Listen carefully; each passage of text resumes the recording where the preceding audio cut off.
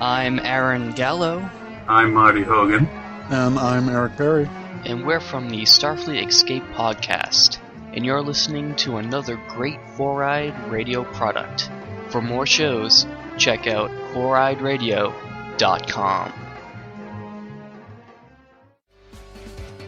Hey there, Eric here from Socially Awkward Studios, and this Four-Eyed Radio presentation is being proudly brought to you by Raven Designs, illustration and design that fit your personality. For samples and inquiries, visit ravencruise.com. This is Rich from My Take Radio. This is Ceremony. This is Nadia Sonic. This is Brimstone. This is Marita. And you are listening to Straight Outta Austin.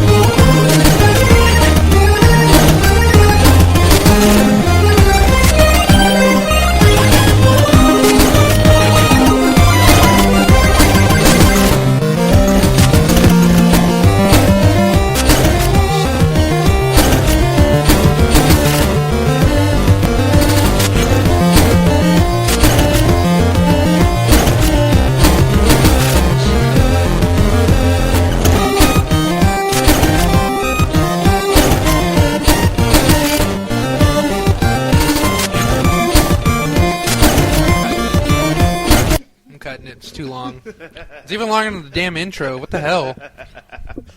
Alright, first of all, first gripe. This kid has no stage presence. If anybody's watching this video, it's Game of Thrones remix on NES guitar, 8-bit. Like, we didn't know that. He's just sitting there, letting the guitar do all the work. Exactly, he's concentrating. No stage presence, man. It's like, he just thinks like he's like Slash without the haircut. Like he doesn't need a top hat and glasses. Hey, when you make a Game of Thrones remix, it takes a village. I guess. I mean, it's cool. Like, the song's definitely unique. Well, I didn't say I wanted to watch the video. I said I wanted to listen to the song. Yeah, but I'm the one stuck watching the video, and this kid's boring. Yeah. He's just standing there. Well, don't look at him. I can't not look at him. Well, then I guess his presence is captivating if you can't not look at him. Well, it's not like I can turn around. I got to monitor all the other stuff, but he's there, like in the corner You don't have to of monitor my that screen page. of my laptop. Welcome, ladies and gentlemen. This is Straight Outta Austin. I'm Your host, Prometheus, and I'm your other host, the only one and only Agamemnon. By both of us today. Yeah. So anyway, we got a good show for y'all. We brought back more of the video game news as we did last week, so we have more of that this week because Save File Corrupted is pretty much a Save File Corrupted. It's indefinitely pretty much dead. Yeah, it's a White Walker wandering the frozen tundras. It's pretty much been given the Last Guardians treatment. We'll bring it back when it's no longer still in development. When it's no longer piecemeal. It's vaporware. Right now it's just like pre-rendered graphics. We have no actual gameplay footage. All this is alpha footage. Yeah. But yeah. So I'm gonna start off by talking about the season finale of Game of Thrones. Dun, dun, So dun, dun, dun, dun. I would have loved to join as a guest host on that. Well, we probably should have asked you. On Save All Corrupted. Yeah, I don't know. One day it might come back, and we would love to have you, Luis. No, not mine. I mean, it will once we have the time and effort to do Yeah. it, and the actual people. Once schedules are changed, Yeah. and once the fog of war has been lifted, once there's peace in the Middle East, then Save All Corrupted will return. Then the rain in Spain will return, Once the mountains blow like rain. or something. I don't know. I was trying to remember the Game of Thrones Maybe quote. on Venus. Yeah, maybe. Once Dr. Manhattan swings his way into the building. Tucks it back in his pants. Yeah, that'll never happen. But yeah, so if you have not seen the season finale of Game of Thrones, I suggest you plug your ears with Valyrian Steel. Mm-hmm. So here we go. So it was this. Okay, so they already claimed it was going to be like the best finale they've had.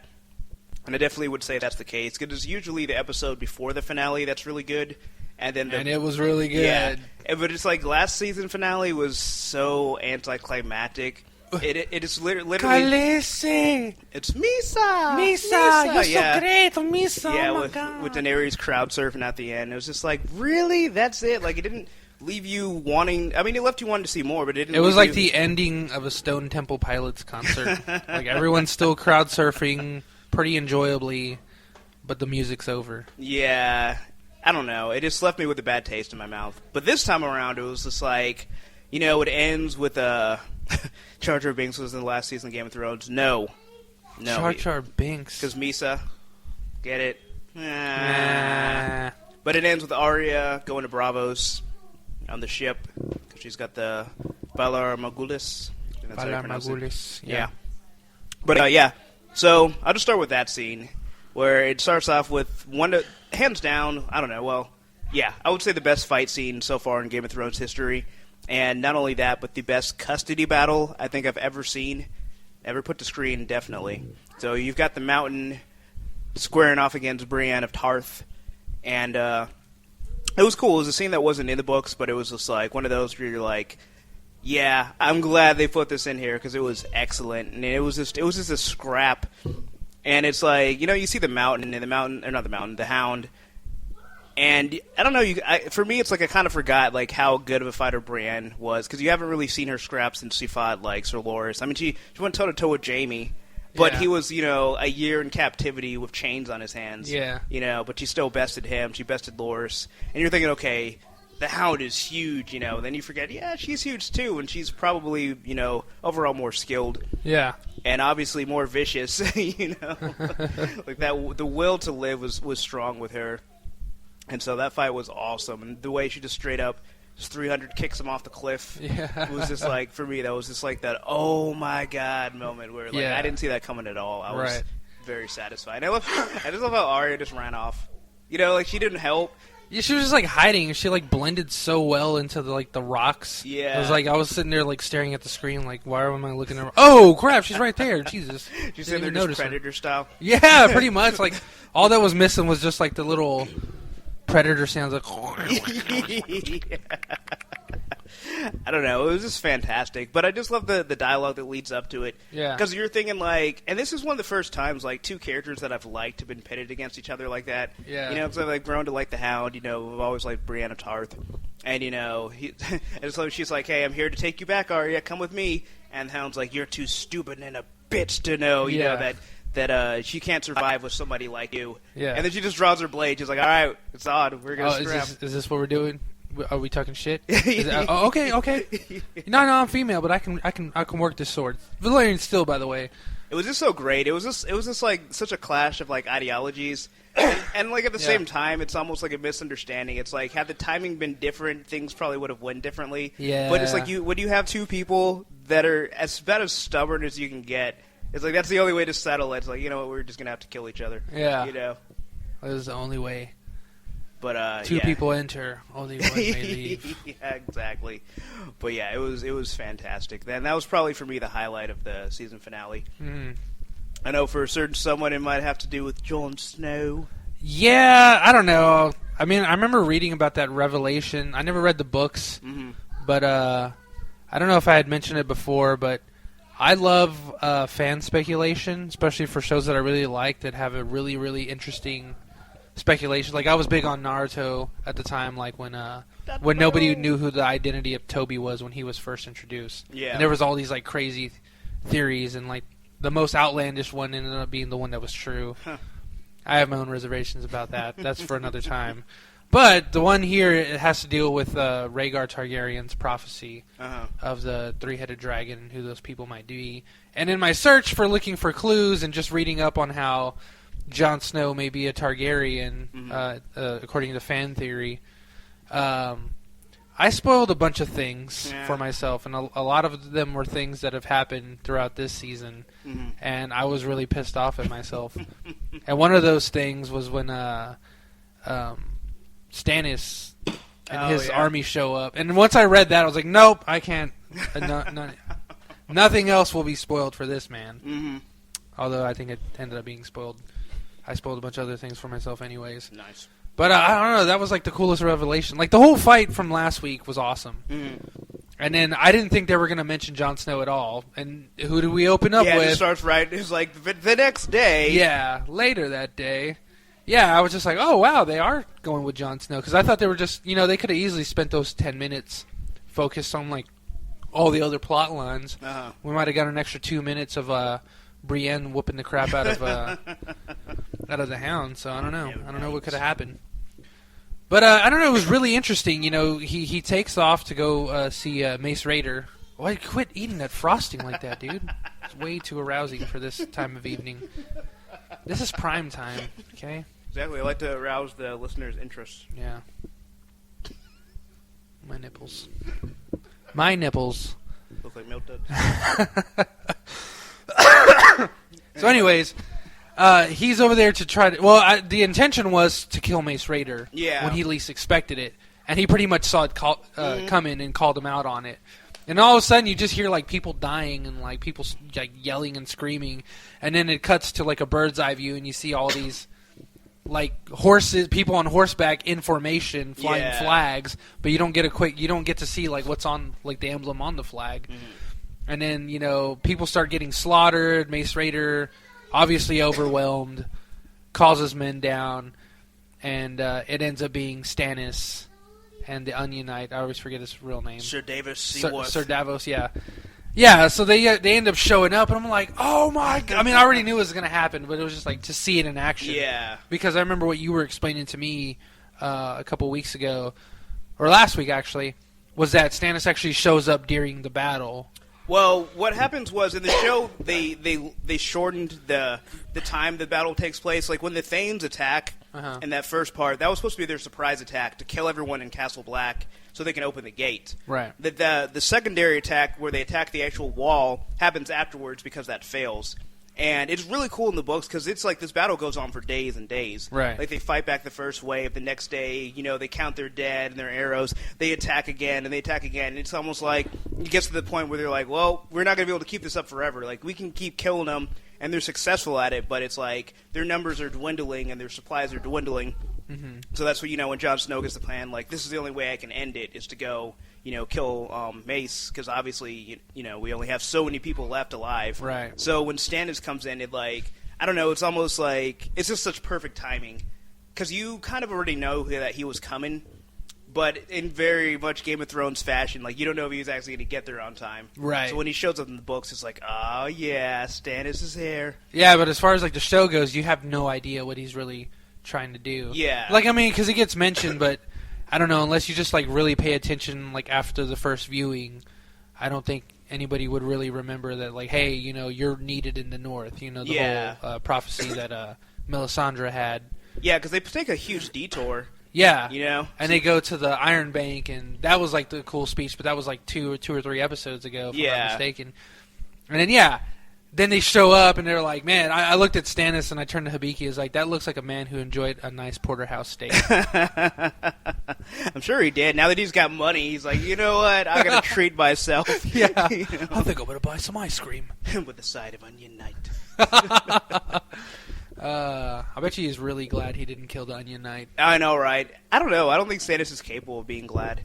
That's true. But if he were to be, then I think he would be like, all right, you've earned your place. What's crazy because he comes with Mace Raider and then he sees Jon Snow and recognizes that he's a watchman, or a night watchman. And he asks him, what's he doing here, and he was like, you probably don't know who I am, but my father was Warden of the North, blah, blah, blah. Yeah, he's blah, like, blah. he was Ned Stark. He's like, your father was an honorable man. Yeah. Tell me, what would he have done in this situation? And then John's just like, oh, I think the real answer was like he probably would have chopped his head off. I don't know. I think he gave the most honest answer he could think of. Actually, I don't know. Because what did Ned do to the guy that like escaped? That guy was like, he was pretty innocent. But he was a deserter, so automatically you get killed. Right. So I don't know. But that's what I'm saying. It's like, but Mance wasn't a deserter though. I don't know. Yeah, he was. He was a former night watchman. Oh yeah, that is true. Yeah. I guess he would have jumped. He's like a seasoned deserter.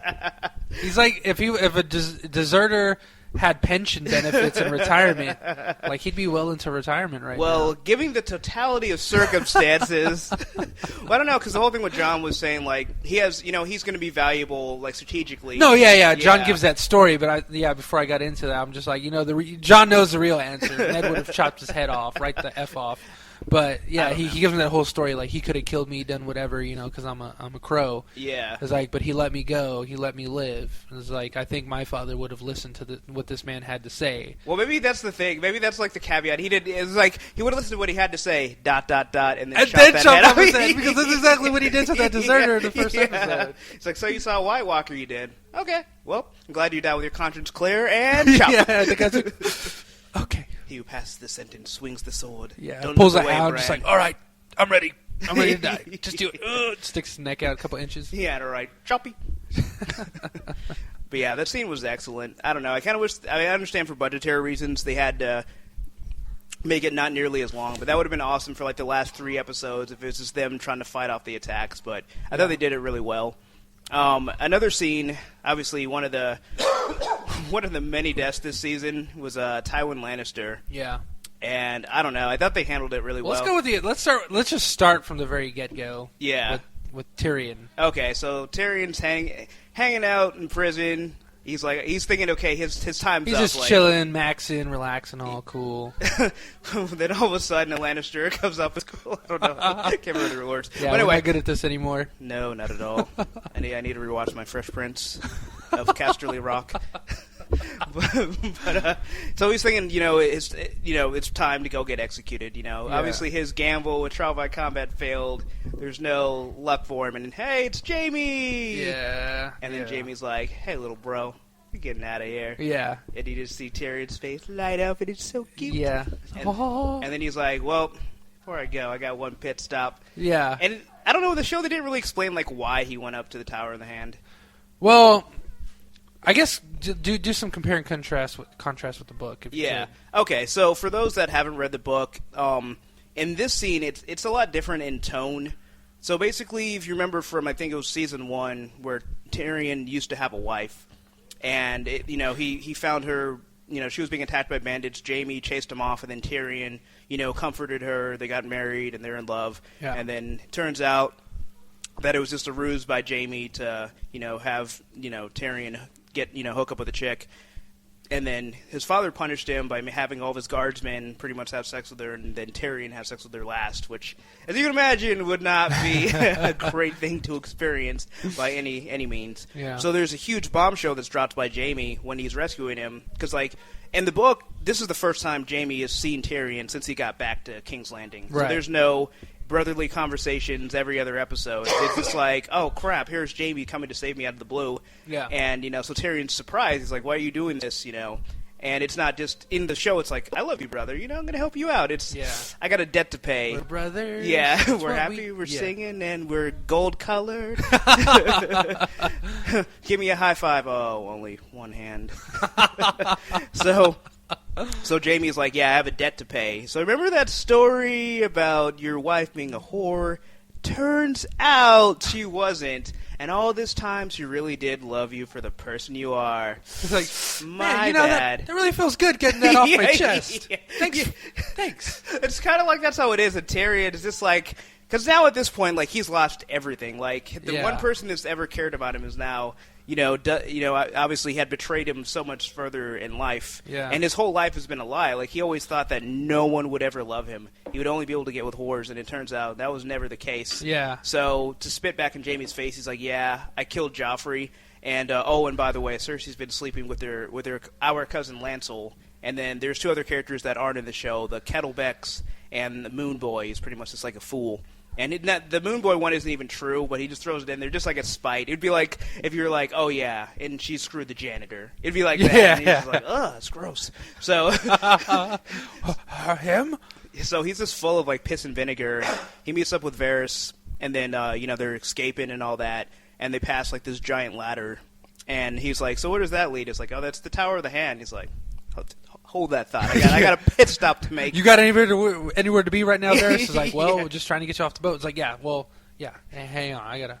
I'll be right back. You just stay right here, pretend like nothing's going on. Yeah, because Varys is all uneasy, and he's like, time is of the essence. We're doing a jailbreak here. We don't have time to go smell the scenery. That's another thing they omitted is in the book, Jaime threatens Varys to help him. Because he shows up to Varys' chamber, he's like, yeah, you're going to help my brother escape or I'm going to kill you. And Varys, being the survivor he is, he's like, all right, I'll do it. yeah, pretty much spineless. So he's trying to dissuade Tyrion from climbing this ladder. He's like, dude, it's 1,000 rungs. It would be hard for me to make it. With your stunted legs, you're not going to make it. Yeah. And so it's just this grueling journey up to the Tower of the Hand. And who does he see waiting for him? Yeah. Shay Cocoa Butter. And he's just and so different from the show, where she pulls a knife and she tries to fight him off. She actually tries to plead with him, and she's like, "Oh, it was like a cheese knife." Yeah, but she still tried to. I mean, yeah, no, I know, yeah. but it's it's not even a knife proper. Dude, that's butter knife. Yeah. It's dull, and it's got those little teeth just right for spreading butter on bread. He just starts spreading his tears on his face. Yeah. Oh, this is so good. He just slaps her. How dare you? But yeah, but in the book, it's she's like, oh, how are you, Terry? Trying to play it off fancy seeing you here. And then she says the words, you. Yeah. What's going on? And she's like, oh, my giant of a Lannister. And that's what she had mocked him in during the trial in the books. Right. So when he hears that, this is you done it. It's done. Yeah. That's the line she's crossed it. And she's wearing a necklace in the show as well, but in the book she had these 2 hands on her necklace, to show I guess that she's property of the hand of the king. I don't know, but he just chokes her out right there. Just choke a bitch whenever he pleases. Basically, this is Tywin Lannister. This is emblematic that I can get choked at any time. Pretty much. So you shouldn't be mad at me because I chose this life. Yeah, the life chose me. But, so he just straight up just strangles her right there, and she's completely naked too. So that's quite a way to go. Yeah. And so then after that, he grabs he just sees the crossbow, just like it happened in the show. And then he confronts Tywin about his ex-wife, and he's like, "Hey, do you know what happened to my ex-wife?" He's just like, "Who?" He's like, oh, the horse. Like, you call her that one more time. Yeah. He's like putting the bolt on the crossbow. He's like, so where is she now? He's like, I don't know, wherever whores go. And obviously, he said the magic word again, so he killed him. Yeah, and there's no like prep. As soon as he says wherever whores go, the arrow's already inside of him. It's just like, whoa, what's going on here? I have not had time to prepare. I do love like the way the show did it, where he shoots him the first time. He's like, "You shot me!" Yeah, yeah, it's like that whole disbelief. I'm trying to think of like a show where they did that. It's like, "You shot me!" Yeah, we're just like all like pissed. But like Tywin wasn't even like he didn't even look mad. It's like he looked like he was scared to die.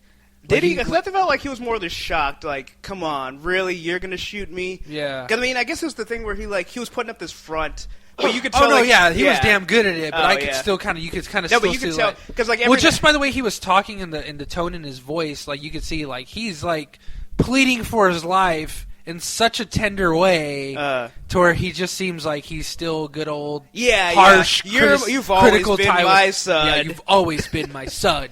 You think he would have shot him just for that? Like, all right, you could at least come up with a yeah. better He was line just like, than "You've that. been trying to kill me all my life," and he was just like, "I have." See, I like when he comes off all sincere at first, and then he just tries to like appeal to him. It's Yeah, like, yeah. Nothing. Now you put say. it away. What's that word he says? He's just like, "You're really gonna kill me on the privy?" Yeah, the privy. He was like sitting on the toilet pretty much the whole time. He was like, "Let me get dressed, and we'll go talk in the quarters like gentlemen." He just interrupts him. Yeah, when he's just like, I just killed the love of my life. He's like, what do you think I'm gonna do to you? Yeah, you know? yeah. Like, I love at that point, like, Tywin's just like, the facade is dropped, and he's like, you're no son of mine. Yeah. Because he, like, knows, like, there's no talking his way out of it this time. Yeah, and Tyrion's just like, "Oh, I'm your son, all right." Yeah. And then he says, but in the show it's different. Yeah. The way he mentions whore. Yeah, he's referring to Shay in that one. Yeah. Yeah, but in the book, he's talking about his ex-wife, which is, like, it makes it more personal. I mean, I guess... was he? I take that back, because in the show he actually did genuinely love Shay, and she genuinely loved him. Right, yeah. And it was like her pretty betrayal much- was more like a woman's scorn, Yeah. as opposed to in the books, she was literally just like, I'm here for you for the money, Yeah. and then they bought her out. She just kind of like went psychotic at the end of it. Well, no, she didn't even get psychotic. It was just like, they gave her more money, they pretty much just, paid, she went to the highest bidder. Oh, kind of like that basketball exec's wife. Yeah. Where she was like, "Yeah, I'm just going to set him up for all that money and show that he's just a closet racist." Yeah, pretty much. Yeah, but in the show, it was just like, in the whole part when he's like doing the tough love to get her to leave. Yeah. Like, that's when she's like, all right, I'm going to show you now. Yeah. You're going to testify at your murder trial. Yeah, I know, man. That was so like heart wrenching. Yeah. Yeah, and then just to see that she's in the bed saying just like, "Oh, my lion, where have you been?" Yeah. And then the thing too, because it just it draws like Tywin into question too. Because I mean, he's never been the most honest person, but it's like every time he encounters Tyrion, he's always telling him like, don't ever bring whores or whatever. And then he has her in his bed. Yeah. So then it just shows like the hypocrisy of him as well. It's like, not only are you a murderer, you're also a hypocrite. Yeah, you're an asshole. Yeah. You're an You're asshole. just not a good role model for your children. You are one rude dude.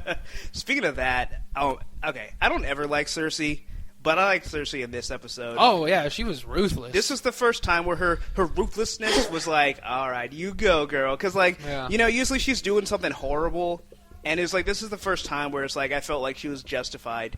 When, because obviously they're trying to marry her off to Sir Loras, and she's like, I'm not marrying him. He's like, yes, you are. Like, if I have to drag you into the throne room, you're getting married. Yeah, and in the show, he just like, if I have to drag you into the throne room, it wouldn't be the first time someone's had to do that. Yeah. And then she just drops that bombshell. It's like, yeah, those rumors? Yeah. Yeah, Jamie I'm as horrible as everyone says I am. Yeah. Well, not only just horrible, she's like, yeah, it's like all those kids really are illegitimate, and I have been screwing Jamie. Yeah. And it's just like, I just love his face where he's like, I don't believe you. He's like, no, you do. Yeah, You do. I think you do. Yeah. She just calls his bluff. It was just like beautiful. It was just like that, oh man, that expert manipulation. Because it's like, for all he knows, she's going to do it, and maybe she just said that, like, that's... He's not going to risk that. Yeah.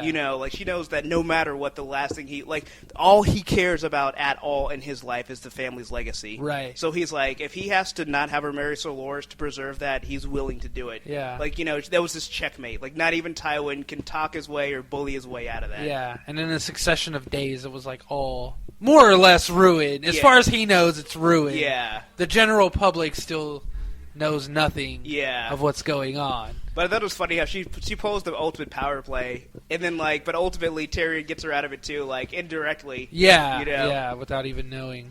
The marriage is annulled. Yeah. Shoots the freaking arrow. Yeah, that was a pretty crazy scene. Yeah. And I knew it was going to happen because that was one of the things I accidentally spoiled for myself, and I was like, I didn't want to know that. Yeah. Because I had found out about Joffrey that way, and then I was like, oh, dude, he dies. And then I read 2 more sentences, and I was like, oh, Tywin too? It was literally in the Song of Ice and Fire wikis. Yeah. Oh, see, that's where I spoiled stuff for me too. Yeah. Okay. Right. Because I spoiled Tywin's death, but I didn't know how, and I spoiled Robb Stark's. Yeah. See, dude, it was mirror. Yeah. Because I saw how I knew Jeffrey got poisoned. Yeah. And I was like, oh no. I mean, not poor Jeffrey, but I didn't want to know. He was the greatest king. Yeah. That's what freaking Pycelle was with that stupid speech. It's come on, nobody, not even Cersei buys it. Yeah. She loves Joffrey. The things he did. That gentle shocked child me. has been taken from us. Yeah. But it was just it was funny because Joffrey was one of the few deaths I didn't spoil. So when it happened in the book, I was just oh my god. Yeah. But oh man, yeah. So I don't know. It's kind of weird because I'm excited for the next season of Game of Thrones, but they've gone so far into book 4 and 5. It's what's left? Yeah. Unless seriously. book 6 comes out sometime late this year, I don't even know if they're even gonna. What are they gonna have left to do?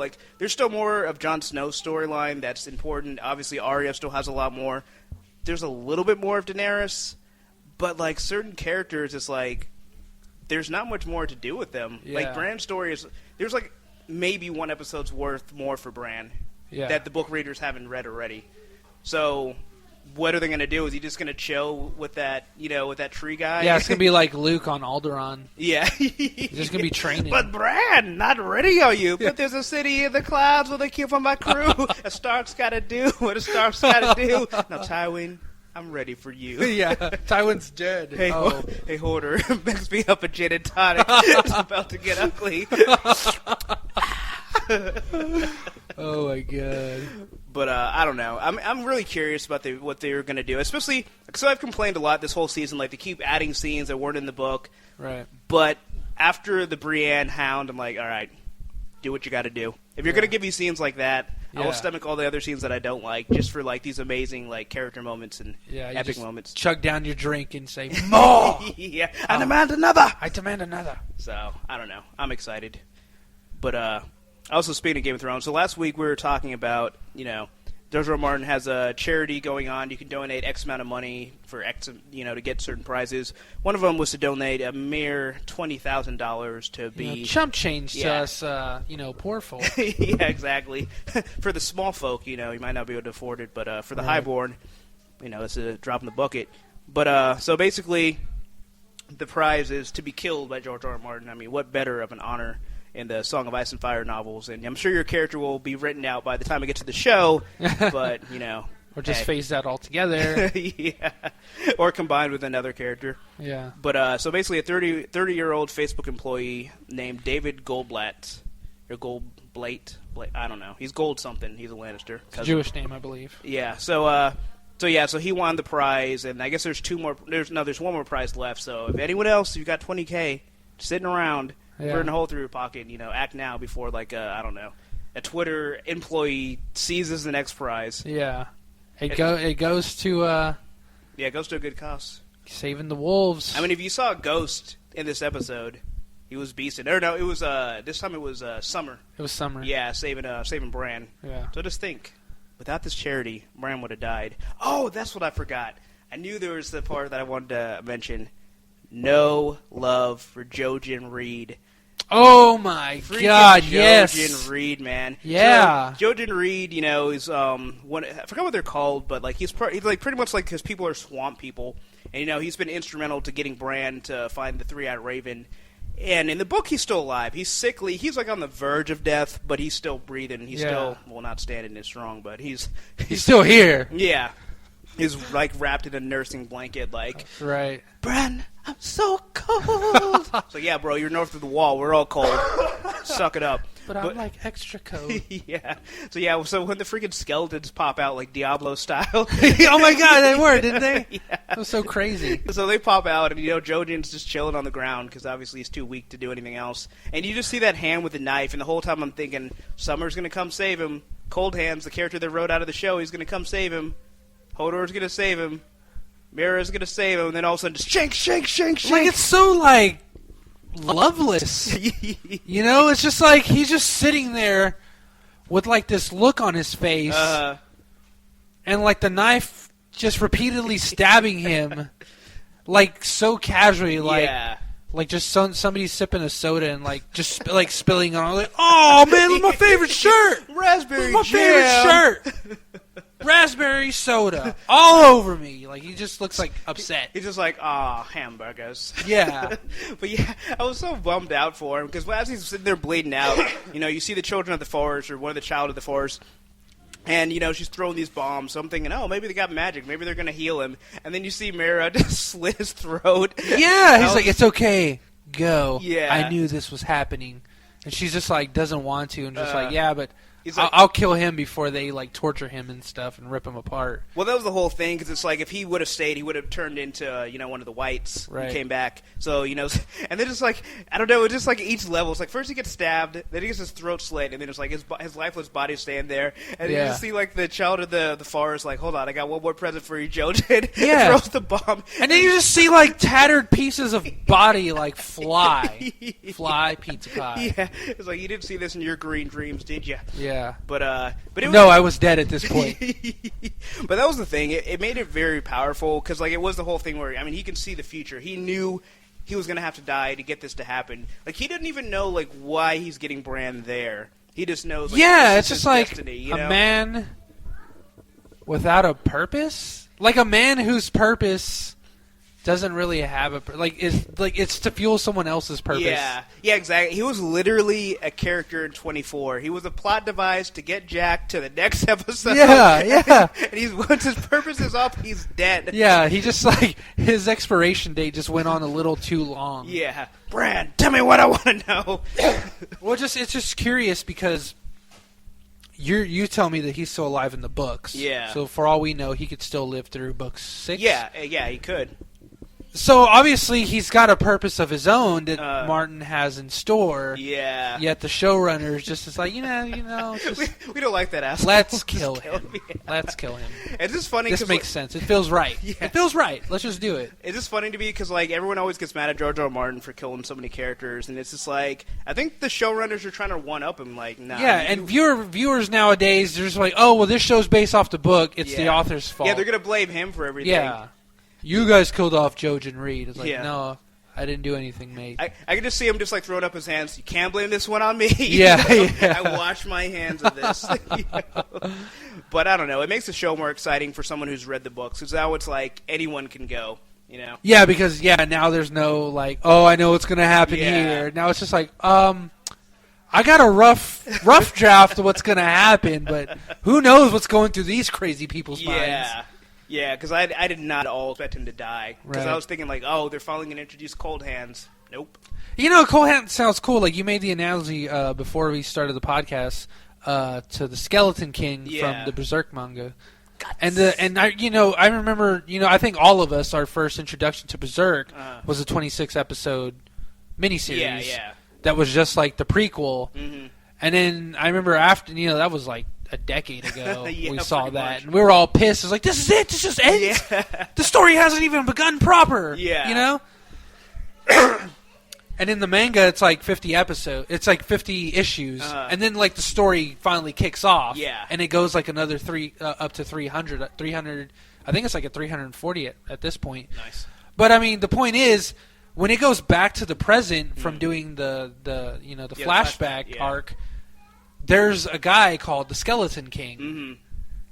And he's very pivotal to the role at hand. Yeah. And he was in the flashback art in certain parts, but then he was written out in the anime when it would have made sense to have him there anyways, because he's such a pivotal role. Like, he becomes a prime character, like, as the series progresses. He helps Gats in a lot of ways. Yeah. So it's like, well, from the way you make it sound, like that guy, this guy in Game of Thrones is essentially the Game of Thrones Skeleton King. That's how I felt. I mean, they haven't done that much with him, but he just like promotes like all of these other questions. It's almost like the episode where they take the baby and turn the baby into a White Walker. Right. It's like it's pretty much like a human, like that's because it shows that apparently they can do this with adults too, and it begs the question because basically, okay, Cold Hands is he's a former member of the Night's Watch that's been pretty much turned into a White Walker, right. But he's still sentient. He can talk, and he's been helping Bran. Like he's the whole reason why Bran's able to get to see the three-eyed raven. Like that's how they survive the attack from the White Walkers and stuff. And he knows a lot of stuff, and his identity is still a mystery. Like when they first introduced him, I thought he was Benjen Stark. Yeah. Because I was like, oh, that's what happened to him. And it turns out it's somebody else. And Benjen's still MIA. Yeah. Which I swear, if he turns up dead, I'm going to be so pissed. But I feel like he's going to have a pivotal role. But and Benjen was the uncle from the first episode, right? Yeah, that just disappeared, and John was always trying to find. They found his horse. That's right. Yeah. They did find his horse. And then they found the obsidian that he left. Right. But but Cold Hands, it shows, okay, obviously full-grown human beings can be turned into White Walkers, and they can still be sentient. Yeah. So, I don't know, it just opens up all these other possibilities, and it makes you wonder, like, where it's all going. Right. You know? And obviously he has a connection with the Children of the Forest, who are also pivotal. So, I don't know. To me, he seems like such an important part of the mythology to just be like, nah, we don't need him in there. Yeah. But the show's been very good at that, in, like, a bad way, where, like, a lot of the mythos is written out. Yeah, and that kind of like irks me because like I'm all about mythos. Yeah. And just to see that they've written out some of the more supernatural elements, what really makes the story so interesting because it starts out and it's funny that you had done the Berserk reference because it starts out a lot in that same way. Like the first in the manga at least, or even if you want to say the first like 2 episodes of the anime. Yeah. It's all set kind of like in a supernatural tone. You know, he's fighting a big giant snake king. And then it does the flashback, and there's none of that. Yeah. Like, literally. And there's little by little by the time it gets to the end of the series. And then it just goes back to the beginning after killing the Snake King. It's just we're back to where we left off from the first episode. And my God, like, when you read the manga, there's just so much crazy stuff. There's like fairies and demons and like all these like trolls and just like all this like folklore, like mythical folklore, Tolkien type level like mythos stuff. And there, and hell and demons and just all this crazy stuff, And that's what made it so interesting to where like how a normal world had this kind of like seedy underbelly that no one knew about, but as the story progresses, demons become much more evident. And not saying that there's demons in Game of Thrones, but even throughout the first season, it's very grounded in reality. Oh yeah, and like everything's a myth, and then suddenly dragons. Yeah. Once the dragons and magic comes back along with the dragons. Yeah. So like, there's just all this crazy stuff that's going on, and then we see our first like view of a giant, and then in the 4th season we actually see them fighting, and woolly mammoths that were thought to be like extinct. There's like all this crazy stuff that's going on. It's just like, and even like the characters in the show write it off, even when they see it. What's his name? I forgot his name, but he's just like, there's no such thing as giants. It's like, dude, do you not see that giant down there? He's trying to kill us. He ripped open her gate and killed Granny. He's there. Yeah. His corpse is on the ground at your feet. But yeah, I think it's unfortunate, especially because I understand certain things they have to take out, like certain characters, stuff that's just going to give, that's, because of the budgetary restrictions. But it's like the mythos easily fits in there. There's no reason to get rid of it. So I don't know. It's unfortunate, but it is what it is. That's why books were invented, I guess. Yeah. As you made a mention that once the dragons are back, that magic is back. Yeah. So is there an explanation for that type of tie-in? Not exactly, but okay. Because think about like the warlords, or not the warlords. What are those guys? The ones that kidnapped Daenerys, and the ones that they got roasted by the dragons when she goes into the temple of what are they called? Warlocks. The warlocks. Yeah. So basically, and he's talking about like, I'm going to keep you here forever because your dragons feed my power. Basically, it's like, okay, so basically magic has been gone from the world and dragons have been extinct. Yeah. But basically, I guess through like the blood magic that the chick did and Daenerys I don't know, being part of some prophecy. Once the dragons came back, like, okay, let's say, like, if you were, like, a shaman or something, and you knew all these, like, rituals and stuff like that, and it's like, prior to the dragons being born, it's like, you're doing this, like, as culture, but it doesn't actually have any real impact. Right. The second dragons come back, boom, all the stuff you've been doing starts working. Yeah. Because now magic actually exists in this universe. So that's pretty much the way the dragons are. So it's not directly explained. It's not like these happen. It doesn't explain like why magic is tied to the dragons. Like all you know is that the dragons are magic. And I guess it's literally that they are magic to where no other magic can exist without them. Except for, I guess, the White Walkers and the Children of the Forest. But no magic south of the wall. Well, who's to say that they're not magic? What, the... White Walkers? No, I was saying, well, except for them. Oh, yeah. right. Because, I mean, they clearly are because... Well, I don't know. Maybe they're not. Because, maybe magic's gone from that region. Because that's just a small region of, like, a greater world. You know, like the true north, when you actually look at a map of Westeros... extends further beyond, and it makes you wonder, like, why can't I pull this map down and look at the rest of that? Yeah, you know. I think I actually just realized the explanation. The wall is like it's not covered as much in the show, but it's imbued with magic, and it's the reason why the White Walkers can't get down to the rest of Westeros. Everything else that's magic, like the Children of the Forest and the giants and all of them, like all of those creatures that used to inhabit Westeros, right. They're all north of the wall. Like, when the first men came, they pretty much pushed everybody north. Right. So, anything that's, like, mythical besides the dragons when they came back, like, they're all up there. Okay. So, and because, like, the part where, like, all the skeletons break apart and they're like, their magic doesn't work beyond these walls.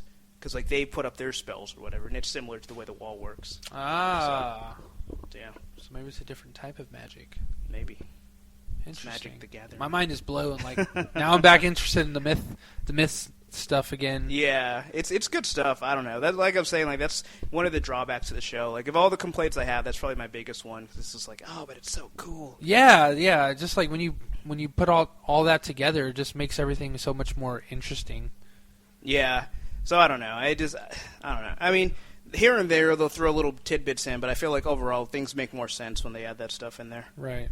But anyway, we will move on to something I'm sure that's near and dear to your heart, Gundam.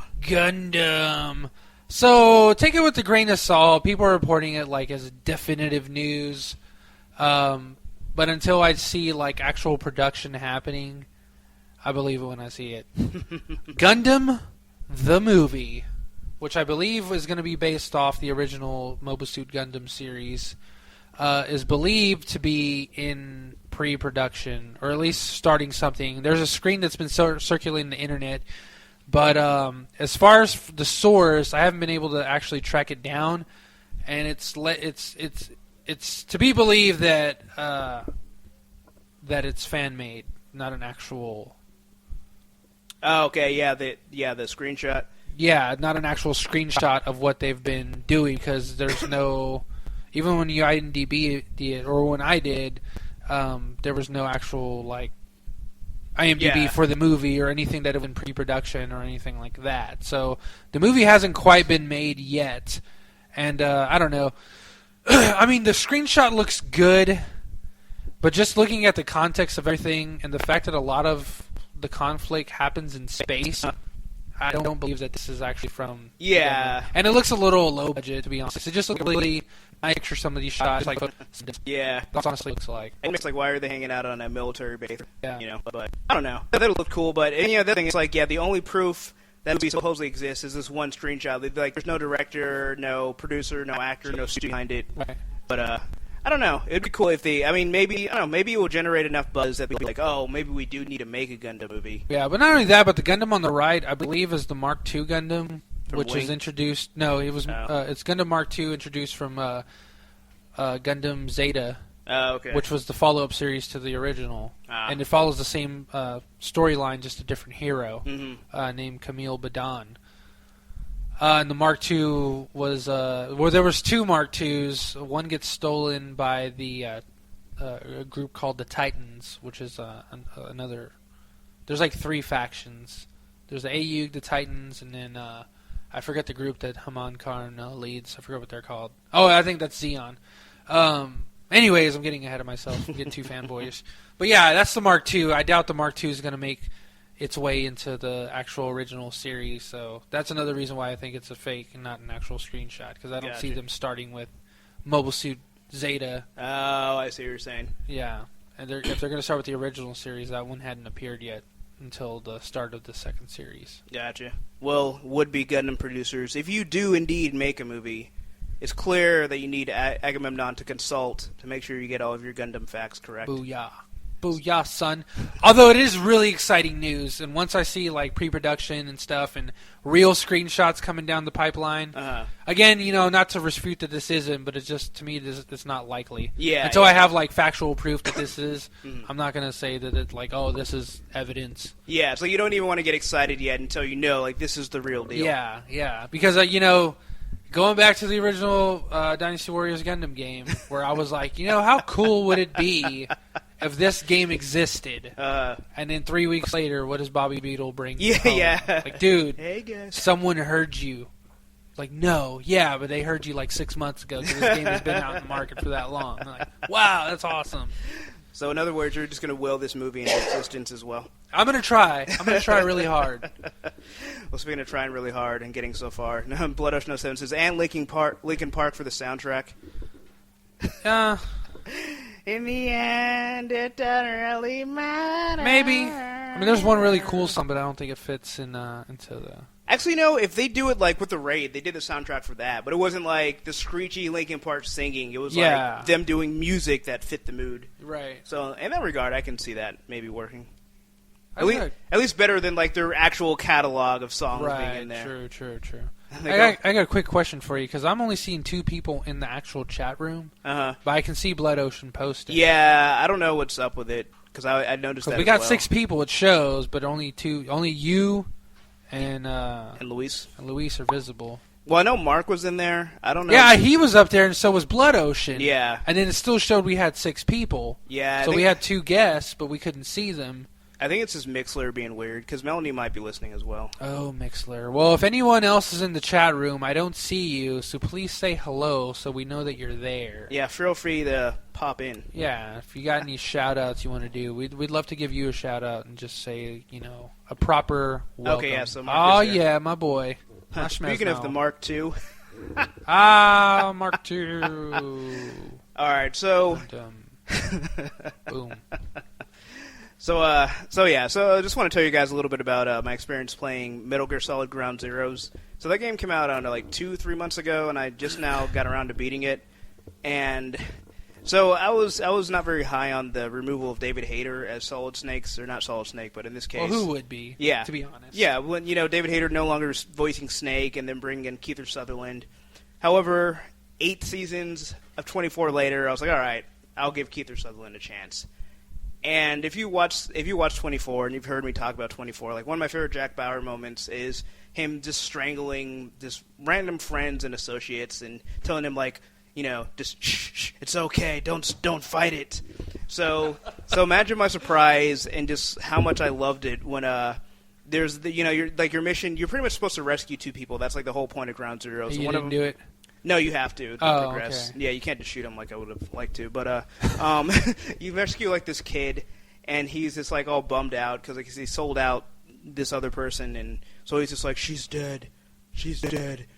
And Snake's like, shut up! Like, this is espionage. This is stealth. I need you to shut up, despite the fact that I've killed like 20 people on my way there. And so the kid's just like in this state of shock. So he just straight up just like cross chokes him. Oh my god! And he's just like, don't fight it. Don't fight. So I was like, oh my god, Snake is Jack Bauer. I was so hyped. I was so elated. I was like, this is the best moment in video game history, like ever. So I'm really excited for Phantom Pain that much more now after that scene. Like, I'm 100% sold on Kiefer Sutherland as Snake. So all the bad words I said against you, Kiefer Sutherland, which is nothing because you're Jack Bauer and you've saved America countless times. So what was your favorite part about the game besides that? Oh, besides that? Well, I mean, were there any other like great Jack Bauer moments that Kiefer brought to the table? That was pretty much the only one because he doesn't talk a whole lot. No, not really. That was really the only one. Just in general, the gameplay is really fun once I got used to it. Okay, so I got used to playing Splinter Cell, where you can literally just kill wave after wave of people, and eventually they stop coming because you killed their entire force. Right. Metal Gear Solid, like, they just have... Plus the game just can't keep up with your bloodlust. Well, that's the thing. Metal Gear Solid can. Like, they don't care. They have people for... They're like the Russian army. Like, when he dies, take his gun. You know? Right, yeah. of course. Yeah, like, they're just going to keep coming. So I had this bright idea. Okay, so basically I rescued the other person you're supposed to extract, and I'm just not good at not getting caught. Like, I get caught every 30 seconds. So I'm trying to escape, and I can't get out, so I'm like, all right, I'm just going to take this tank and just start blowing everybody up. So there's like an unoccupied tank and another tank, so I sneak around, put C4 on that tank, and then just let the fireworks start, thinking I'm going to shoot my way out, and I just kill like everyone around there. All right. And but I put like the person I was trying to rescue too close to the tank I was in. So when they shot my tank, it ended up killing her. So eventually, I just kind of said screw it, and you can have like the helicopter that extracts you land pretty much in any landing zone. Right. And this one, and it's like the one that I had it land in was like all hazardous. It's like, are you sure you want to land it here? And just land the damn chopper.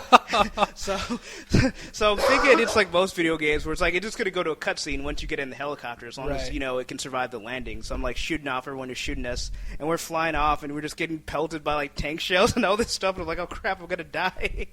You make getting pelted like tank shells just seem like a walk in the tree. Like, oh yeah, we got pelted with hail in the form of tank shells. Pretty much. No big deal. It's all good. We survived. I think I was like maybe like 5 seconds away from being shot down, because like especially if you play like Battlefield, when the vehicle starts smoking and stuff like that. I was at that point. He was like, yeah, well, we're either gonna die with the ship or we're getting the hell out and dying. Yeah. So pick one. I escaped by the skin of my teeth. It was quite beautiful. All right. But yeah, so I don't know. I was excited. I would definitely recommend the game. It's $20, so it's like it's kind of steep for the limited gameplay you have. But if you love Metal Gear Solid, then I would definitely recommend it. So any gripes?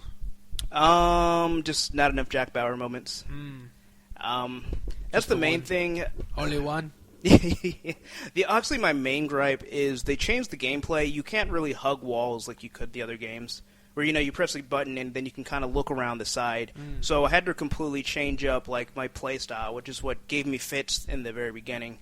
So I don't know, but every Metal Gear Solid has a different way of gameplay. So it's not necessarily bad, it's just different. And it's definitely, for me, it was a learning curve as somebody who, my idea of stealth is kill everyone. Yeah. So, Stealth is making sure anyone who's laid eyes on you is no longer in the living. Yeah, basically. Yeah, my stealth is no one can catch you when they're dead. No one's seen you. There are no witnesses. Yeah, dead men tell no tales. That's my stealth.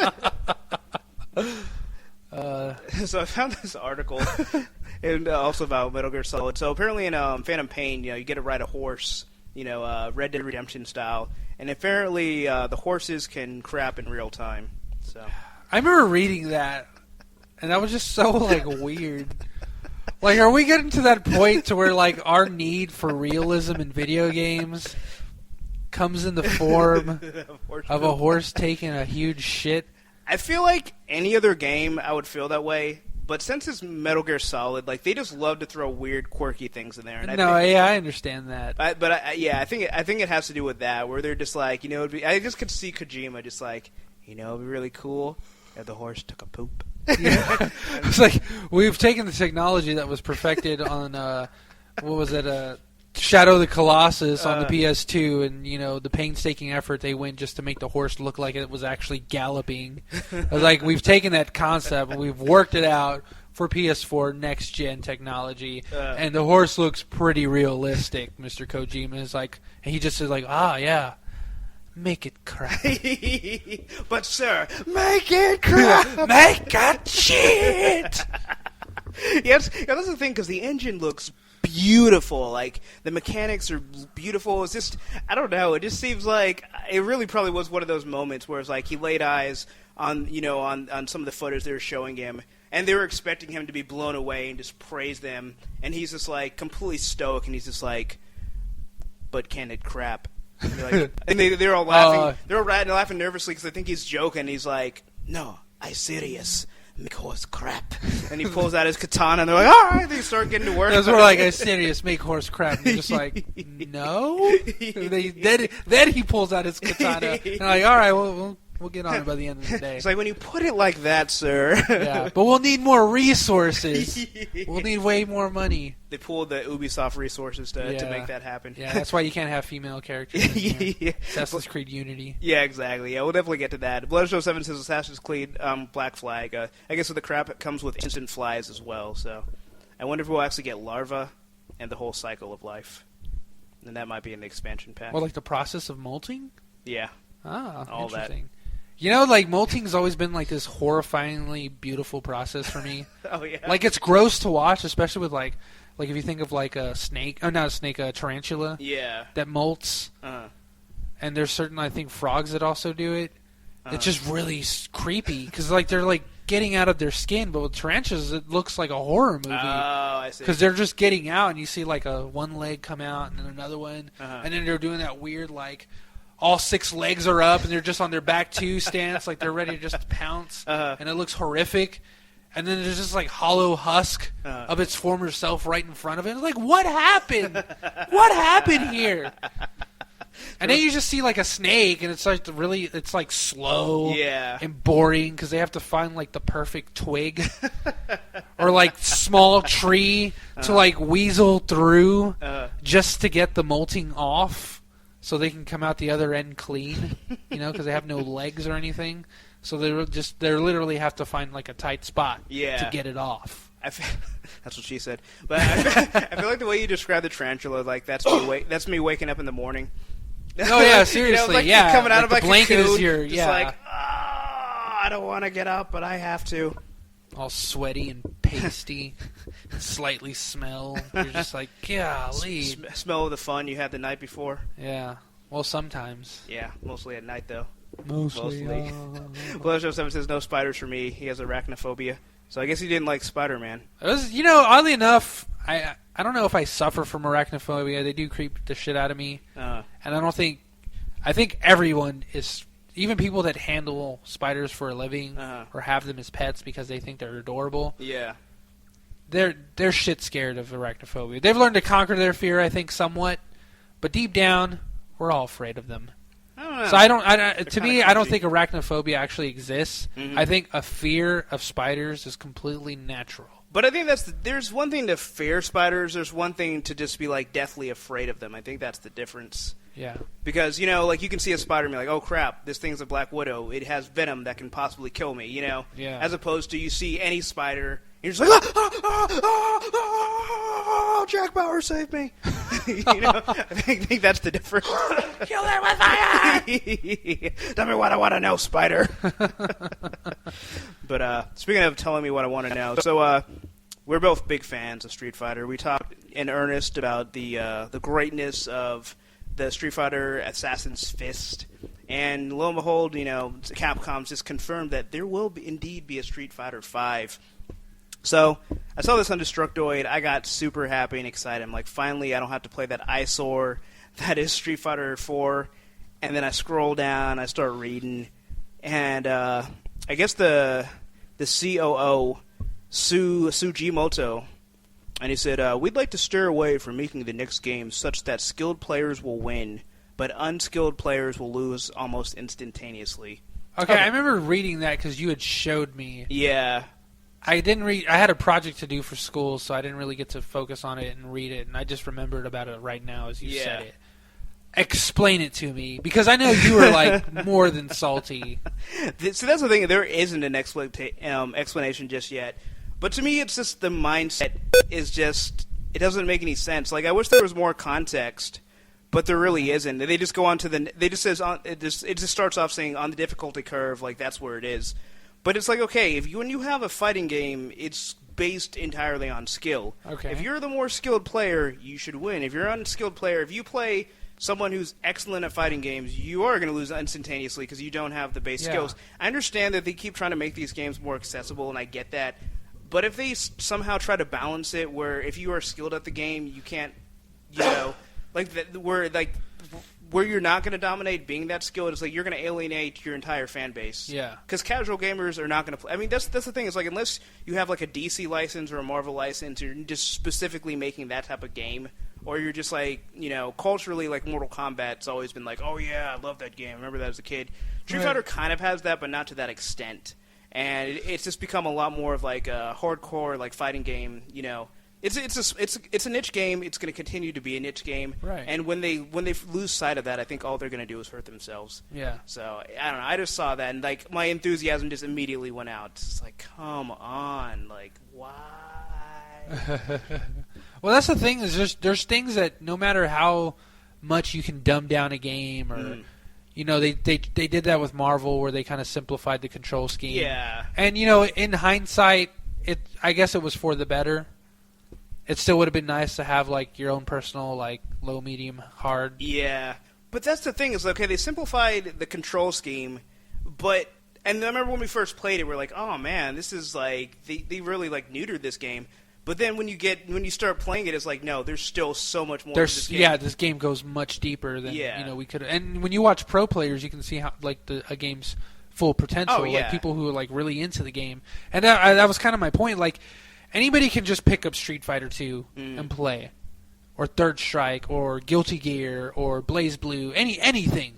Yeah. But like anything else in life, there's certain aspects that you have to understand if you really want to play this game competitively. Yeah. And it's not like, when everyone was playing Street Fighter 2 and Mortal Kombat, it's just like you jump and you kick or you punch and you do a special. But as time went on, people found like little combos you could do. And then when supers were introduced, people figured out canceling and how to cancel into combos. And, then it became for those pro players who were good at that, they could destroy people in seconds. So those people adapted and tried to find combos for their characters. Yeah. And when they did, they came back. And now the match is even because now the previous person who was getting these like super badass like guile combos off, and doing like 60% damage against a Ken player, this Ken player gets serious and he finds a 62% damage combo. Yeah. So now these guys are even. So now it's more about the meta game. Like, okay, well, I know I can get this combo off, but now this guy knows what I'm capable of. Yeah. And he's also equally capable of the same thing. So now it becomes more like, all right, how do I get in? How do I do footsies? Do I play safe because how this character is, and Guile's a defensive character, so obviously turtling is much more like acceptable way to fight. A lot of people see that as like cheating or whatever, but it's like, it's a game mechanic and there's ways around it if you're good. If you're good. Shit just doesn't come naturally, and that's what a lot of people who don't understand playing fighting games, they don't understand that. Yeah. Excuse me, I'm coughing. I have a really bad cough. So people think like, oh, you're playing defensively, you suck at this game, you're not good. It's like, no, they just know you're not good. Yeah. And they're not going to waste time trying to get in on you when they know that you're just going to bring the fight to them. Yeah. And that's a lot of the way the Sir Hooper plays. But yeah, just to your point about like the meta game, where it's like no matter how much they try and simplify a game, because I wouldn't even say dumb down, but simplify like the way the Ultimate is. It's like people are still going to find a way to get more out of the game than they intended. It's right. It's like the Smash Brothers effect. It's like this is supposed to be a fun party game, and people found a way to still make it competitive. Yeah. Like I think the only way you could do that would be like PlayStation All Stars, like something like that, where it's like it's so simplified that it's like you can't make it competitive. Yeah, it's really boring to watch. Yeah, and in that regard, it's just like, well, then if you did that to Street Fighter, then who would even want to play it? Yeah. So I don't know. I just feel like I understand where Capcom's coming from because they're like, all right, it's a huge learning curve to play these type of games. Right. I mean, because like like not even acknowledging like competitively, just like to have a solid understanding and grasp of the fundamentals.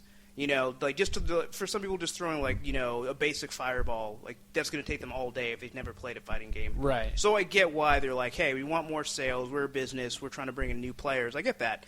But if it's at the expense of the people that actually do buy your games, the people that buy the Brady games books. To learn all the moves and stuff. People that study frame data and actually practice the game are like, all right, well, is this move safe? When I throw the punch, is it safe for me to just do into another combo, or is this combo safe, or am I going to be left open if the person blocks? Yeah. People who think about those kinds of things because they play it at tournaments and they go to tournaments frequently, all of a sudden are on par with some like scrub who just wants to throw fireballs all day. That doesn't make sense to me. Well, that's the thing too, because let's say they simplified it to where like you can set the controller to like any button you press does a special or a super move or whatever. Yeah. You're still not going to be able to beat someone who knows what they're doing. Yeah. Just because you've simplified the inputs, like the strategy is still there. Yeah. That's not going to make the game any more fun. Yeah. I mean, it might for someone if they just want to play casually, but I mean, their whole thing of like the skilled player shouldn't be able to beat the unskilled player. It's like if it has any real fighting game mechanics, they're still going to lose. Yeah. Because it's like the whole thing, okay, when you look at really good people play, both people have pretty much like inputs that more or less like never fail. Right. And it's like, okay, well, let's say you're playing Marvel, and like anytime you have someone that doesn't know combos, that doesn't know strategy, but they can shoot a fireball whenever they want. Right. What difference does it make? You're still going to get caught in lightning loops, and you're still going to die. Yeah. And that's what I mean. It's just like it just seems like they're fighting a battle for no reason. That's not going to help their product, and is just going to hurt them in the end. So I don't know. That's all I have to say. I'm done talking about Capcom. Capcom never fails to piss me off. So congratulations, you guys are keeping up the streak. Keeping the dream alive. Yeah. Well, another recent news. This was like as recent as like I don't know, 5 hours ago, 6 hours ago. I need more frosting. Jesus Christ. Yoshinori Ono. Oh no. Yoshinori Ono no. stepped down as the director for Capcom Toronto. Yeah, so a lot of people are misinterpreting it as him like actually leaving the company. He's like, no, he's still a company man. Yeah. And still involved in all the games he was in. He was just over in Toronto, I believe, to help establish that branch, as far as I know from what I've read. Okay. But he hasn't left. A lot of people are reporting that he left the company, and even sure you can like. I don't say they like misled people, but I think when they posted it, and the first thing people see is that he's leaving Capcom. Yeah. And it's just like, well, I think that could have been better worded, but. And so they pulled an IGN. They pulled a clickbaiter, yeah. Yeah, because that was my first impression as well. When they're like, he's leaving, I'm thinking like, once I read that whole statement about them, like, we're going to dumb down the game, and it's like, and him leaving, I almost like, I interpreted it, just like put the two and two together, like, he was leaving in protest. But it makes more sense where he's just like, well, I've done my job here, He's like a ghost, now we can move on. Yeah. Well, him doing his job is questionable and remains to be seen. At best. We'll see. What happens. He's got a Blanca necklace. Well, he's got the little Blanca figure. It's pretty cute, but yeah, I guess that's his one claim to fame. I guess. Yeah. Wearing a necklace and that trademark smile. Oh my God, that smile, so adorable. As he's laughing at all the money he's siphoning out of customers. But anyway, so another video game news. Another company that's I think Ubisoft up until now has had a good track record. They haven't really pissed people off, but they done it. So. The new Assassin's Creed, Unity is what it's called. So they're going to have a 4-player co-op. And, you're thinking like, okay, cool. You can have all these custom avatars. It's going to be awesome. And they're like, yeah, so if you want to play as a female assassin, we can't do it because that's going to take too many resources to make a chick avatar, which is the dumbest thing I've ever heard. It's just like... I would have rather have them just come out and just say, like, yeah, we just didn't want to, or we didn't think anyone had any interest. But just to try and make it seem like it's such a Herculean effort to make a female sprite, or not sprite, but, 3D rendered thing. Not only that, but for a game that is largely unfinished, to make an excuse like that when it's still in production. Yeah. But didn't they make like a PSP game with a female protagonist? Liberation, yeah. But somehow they can't do it on the next generation systems. Yeah. Well, one of their former employees who now works at Naughty Dog, I forget his name, but he pretty much tweeted that it was bullshit. Oh yeah. And it wouldn't take more than 2 hours to like set up new frames and make the adjustments just to make the body type and character female. Yeah. Not to mention that there's other games like. Mass Effect. Mm-hmm. Biggest game around. Probably had a bigger budget. Well, I don't know if bigger budget, but especially in the first game, you could make a male or female character. Yeah. I mean, it wasn't that hard, and you could customize everything. It's not like we're still in the 32-bit age, It's like they've done this before. They've had female characters. I just think it's funny how the same day two Tomb Raider games are announced. Ubisoft is like, hey, we don't know how to make female characters. It's like, okay, well maybe you should go to SquareSoft and go. Oh, well, they exist as NPCs in your game, Yeah. but suddenly they can't be a playable character. Yeah, even though you obviously made animations for them to like run and get stabbed and move out of the way, or dance around you as you use them as a decoy to stab somebody in the neck. Yeah, it's just such, I don't know, it's such a slap in the face, like, that they couldn't even have come up with, like, a legitimate excuse.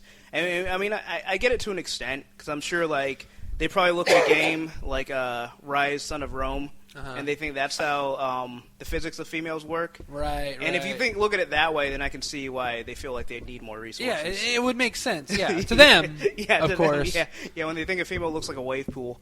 But Letter7 says there's even female zombies and characters in Zombie U. Ubisoft Wii U exclusive. Well, there you go. Well, I mean, I don't think we need any more evidence that statement is just a farce in itself. Dude, I want a female Sam Fisher. That'd be awesome. Like a Sammy Fisher. Samantha Fisher? Yeah, Samantha Fisher. That'd be awesome. I don't know. It's one of the. I think it's like such like just the old way of thinking. Like, oh, girls don't play video games anymore. It's like, yeah, maybe like 20 years ago. Well, the whole thing, like one of the reasons that I forget the hell the guy's name was, that he gave was that, oh, well, when you're playing online, everybody is that central character. So when you're playing 4-player co-op, you're just playing with 4 of the same guy. I was like, all right, 1. That's boring. Nobody wants to be the same. I was playing, surprise, Dynasty Warriors Gundam 3 last night, or not last night, but I was playing yesterday for Father's Day, and I picked Amuro. I started playing online. There's another dude that was using Amuro. We played a match together. It was cool. But then I went and changed, and I picked Troa instead. And I went back into the game, saw that guy again, and I'm like, hey, this time we're not the same guy. Yeah. Even when we play fighting games, I hate mirror matches. Yeah. I don't like being the same character. So this does not arouse me at all. That was a bad choice of words. But the thing that pisses me off the most is like, okay, like Ubisoft has already like shown that they don't give a crap about the story of Assassin's Creed, so they're trying to pretend like. I mean, like, okay, like Beetle is the biggest fan of Assassin's Creed, like he loves it, but even he's just like they just let the whole story drop off. Yeah. So it's like, who cares who you're playing as? Like, I'm sure most of the multiplayer is all this mission based anyway. Yeah. It's not like, oh, this is tied directly into the story and you want to be this character, or even if it is, it's just like, well, maybe you want the protagonist to be female or black. Yeah. What's hard about making them black? Maybe and it seems like a little counterintuitive since I know nothing about how the game is made. You know nothing, Aquaman. But I mean, there's like games that work on a customization factor, and like Mass Effect being one of them. It literally just gives you like 6 palette colors. Yeah. Like really, it's not that simple. And that's the thing, because it is. Okay, like, just take, like, I mean, granted, this is a 2D game, but, like, with the Street Fighter games that have color edit mode. Yeah. Or, Soul Calibur, where you can add random stuff on there. It's like, it's not that difficult to do. It's literally like the tools that were made for that game. Yeah, and they're exactly. Like, well, I guess we can give them access. That's a fun little feature. Yeah, it's like we're way beyond that point where that would be difficult for them to do. Right. It's like they just don't want to do it. I think that's what it boils down to. Yeah. Or maybe didn't think of it, and then the guy felt like he was put on the spot and just like spoke right out of his French ass. I don't know. Yeah, that was the thing too, because someone had pointed out. I think it was in the Mary Sue, where they're like, there's no female assassins in this game. It's like, well, actually, the most famous assassin in the French Revolution, which Assassin's Creed Unity takes place, was female. Marie Antoinette. Who was it? Maria Ozawa. I don't know. I don't know. We don't even know. We're just quoting it. She was female. Maria. I don't know who she was, but I just know that she was the most famous one. So famous, I don't know who she is. But the point is, Joan of Arc. That it's like, they're trying to make it seem like, no, it's not Joan of Arc. But anyway. Stumped you. They're trying to make it seem like, oh, there wouldn't even be females at this time. Because, they're trying to make it seem like, oh, this is the way it would be historically. It's like, nope, not even that regard. You're right. Yeah, but you're using... In-game, there's the animus system, which you're using people who are, like, good at mind hacking their brains to play this game to edit for like a public release, and unlocking what was that guy, the main guy's name, Cole or something? Not Cole. I don't know. Anyways, that kid that gets killed in Assassin's Creed 3.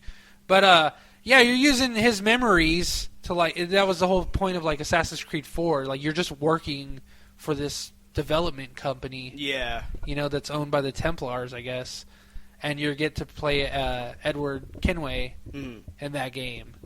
I was like, you mean you can't do it to where like you have to be Edward Kenway and you can't use the imagination of your mind to make him black? Yeah. Or female? It's just or dumb. Anything? Because to me, it's like the protagonists of Assassin's Creed, like as far as like the one in the future, present time, or whatever, has no personality. Right. So for him to be interchangeable, like there's no reason why he couldn't be. Right. There's nothing inherent about him that would make him have to be that character. And that's the other thing. That's the other thing about co-op is just like the whole fun of doing co-op is so that you can personalize yourself. Yeah. And do those kinds of things and be like, oh, well, I can make a character like me or how I see myself or whatever, you know, like ingredients. Yeah. Any game that he plays online, he picks a pale red-headed woman. Yeah. Just because. So he sees himself in the mirror. Yeah, well, I think he likes the attention that he gets online from doing that. Yeah. He more or less said that. But, I mean, he has that choice. Granted, they're specifically online games, but the customization systems are pretty simple in games like WoW and stuff like that. Yeah. You know, they're like too in-depth, and it's like we're not even asking for like Mass Effect-style customizations, which in itself is pretty simplistic and limited. And they can't even do that just to like, well, we can't give you the choice of a female. Yeah. Well, why not? You're making an original story. You're making an original story with an original character during an actual factual time, and you're using the constraints of the real world. When you put all these little Easter eggs about what was it, that ship that disappeared in like 19-something because it was a time travel experiment. It never really happened. I forget what it was called.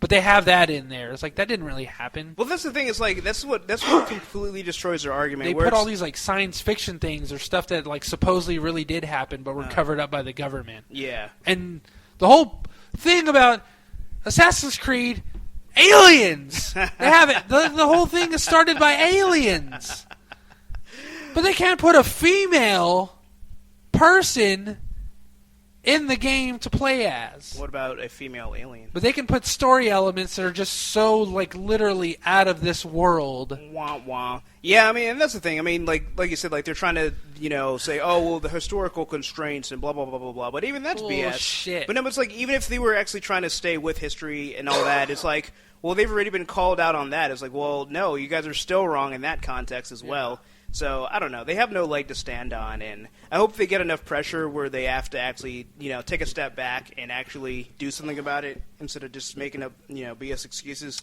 Well, I mean, here's the problem with that.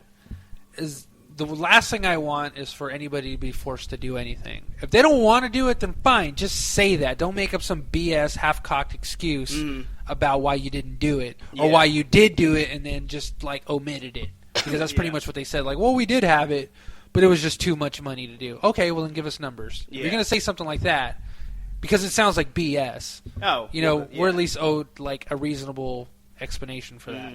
That's not reasonable. Yeah. But the last thing I want is for them to come out and be like, all right, you want your female character, here it is. And it's just some, like, thrown-together thing. To where, like, see how hard it was? See how hard it really was? Just some BS excuse like, yeah, it took forever to make this. I was like, yeah, that's... I mean, I don't know. Like Deus Ex when it came out, you know, granted you can't pick like female characters, but like the whole DLC for Upper Hangshaw, you know, like they spent a little extra time after the game's release just to release that. Like you can't even like promise something like that or say like, you know what, it's in talks, or just make it so like subtle to where like, well, I don't want to say too much right now, but we're still thinking about it. Like you can't be like a progressive figurehead in your own company that you couldn't put it beyond yourself to make like certain power moves that would not only make yourself look good for your company, but also give you some credit with the fan base. Well, yeah, the easiest explanation they could have just said would be like, oh yeah, we didn't think that we had a strong of a demand for that, but now that we realize that, it will be free DLC. Right. There you go.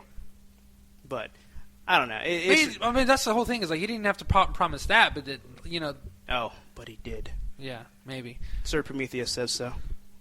Well, Sir Prometheus says so. I guess it is so. He did. Yeah. In the words of Captain Luc Picard, Jean-Luc Picard. He's got Valerian Steel, son. Yeah. But yeah, the last thing I want is for them to be forced to do it, because then you get a downgrade in quality. So, I mean, just with that, like, I don't know. Well, I mean, Black Flag's really fun. I'm going to keep playing that. I don't think I can support this game, especially when they have a thing called the title. Bothers me the most. Unity. It ain't Unity if you don't have minorities or women. That's not Unity. Unity is not 4 guys getting together. Well, maybe that's their Unity. That's conspiring. What if they're to have a hood meeting? Like literally, the 4 white guys in hoods. You don't see a problem with that? Maybe they're the Unity is they're coming together to make the Tea Party. Oh God. It's begun. But I don't know. I kind of disagree with Luis says Hail Hitler, but I don't know. I disagree. I mean, I don't think that they would ever be forced to do it, even if there wasn't enough pressure. I think they could be pressured into doing it. I don't think that would necessarily be a bad thing. Pressured's still the same thing as forcing. No, in my opinion. Well, okay. Well, I mean, pressured is that they're getting like negative reviews and stuff, and they buckle under the pressure. Force would be like someone's actually making them do it, like they have no choice in the matter. I don't think pressure is necessarily a bad thing if they see like, oh, okay, we've alienated our fans, we should do something about it. I think if a company actually does respond to pressure, I think that's only good for the fans. To go back to Capcom, if fans put pressure and they're like, no, don't dumb down our system, keep it, a competitive fighting game, and they're like, all right, we're going to bow to the pressure and give you what you want. Which they have done on a few occasions. Yeah, but I think that's a healthy thing, and I think that's good for companies, because right. I mean, I know that a lot of times they're like, well, people think that the customers know better, but I mean, sometimes they do. Well, I mean, it's not even about knowing better. If there's it's like literally supply and demand. And while the whole process of that is a little hazy to me right now, it's like, well, if people are demanding this, why would you be so remiss on supplying that? Yeah. Well, yeah. I mean, it's as simple as that. If there is enough, I mean, I guess that's what I mean by putting pressure. It's like if there's enough people saying like, hey, we want female avatars in Assassin's Creed, why wouldn't you do it? If you know that's going to make more sales, right. Especially when you're doing like an online co-op format. Because then they were trying to say that they do the same thing in Watch Dogs. Mm-hmm. Now, I haven't played that game, but I have heard the argument that, like, yeah, you're all the same guy. Mm-hmm. It's the same thing online. But when other people see you, you're different looking. You look like just any person off the streets. And you're even you see black people that are other players, but on their console, they look like you. Yeah. So it's like, well, you would go out of your way to make something that needlessly difficult to where you would have them see you as a black person in a business suit, but they're still the main character as well. Yeah. It's like, why? To me, it just seems like lazy. Like they're like, well, I guess they didn't want to actually generate like the third person view of the character. Because when you're seeing it from the outside, like, that's already rendered. Right. So it just feels like they were just too lazy to actually make like the back half the avatar or something. yeah. I don't know. Just like there's a lot of backward stuff going on over there. It just Blood 7 says if they don't, Aisha Tyler will come out and tell everyone to shut up about it.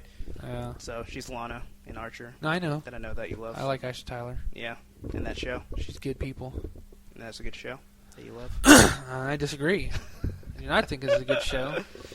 Well, what about the idea that there are more severed heads than women presenters at E3 2014? So. Yeah, that was really interesting. I was reading that one. That was one of the ones I actually read more in depth, although I've forgotten a couple of pieces about it, so maybe you could read over while I'm talking. During all the presentations of video games that were there, I forgot who it was. Was it the Mary Sue? Oh, this one comes from Polygon. Polygon, yeah. The person doing that, they had people taking a tally, mainly females, of how many female presenters there were, which was about 8.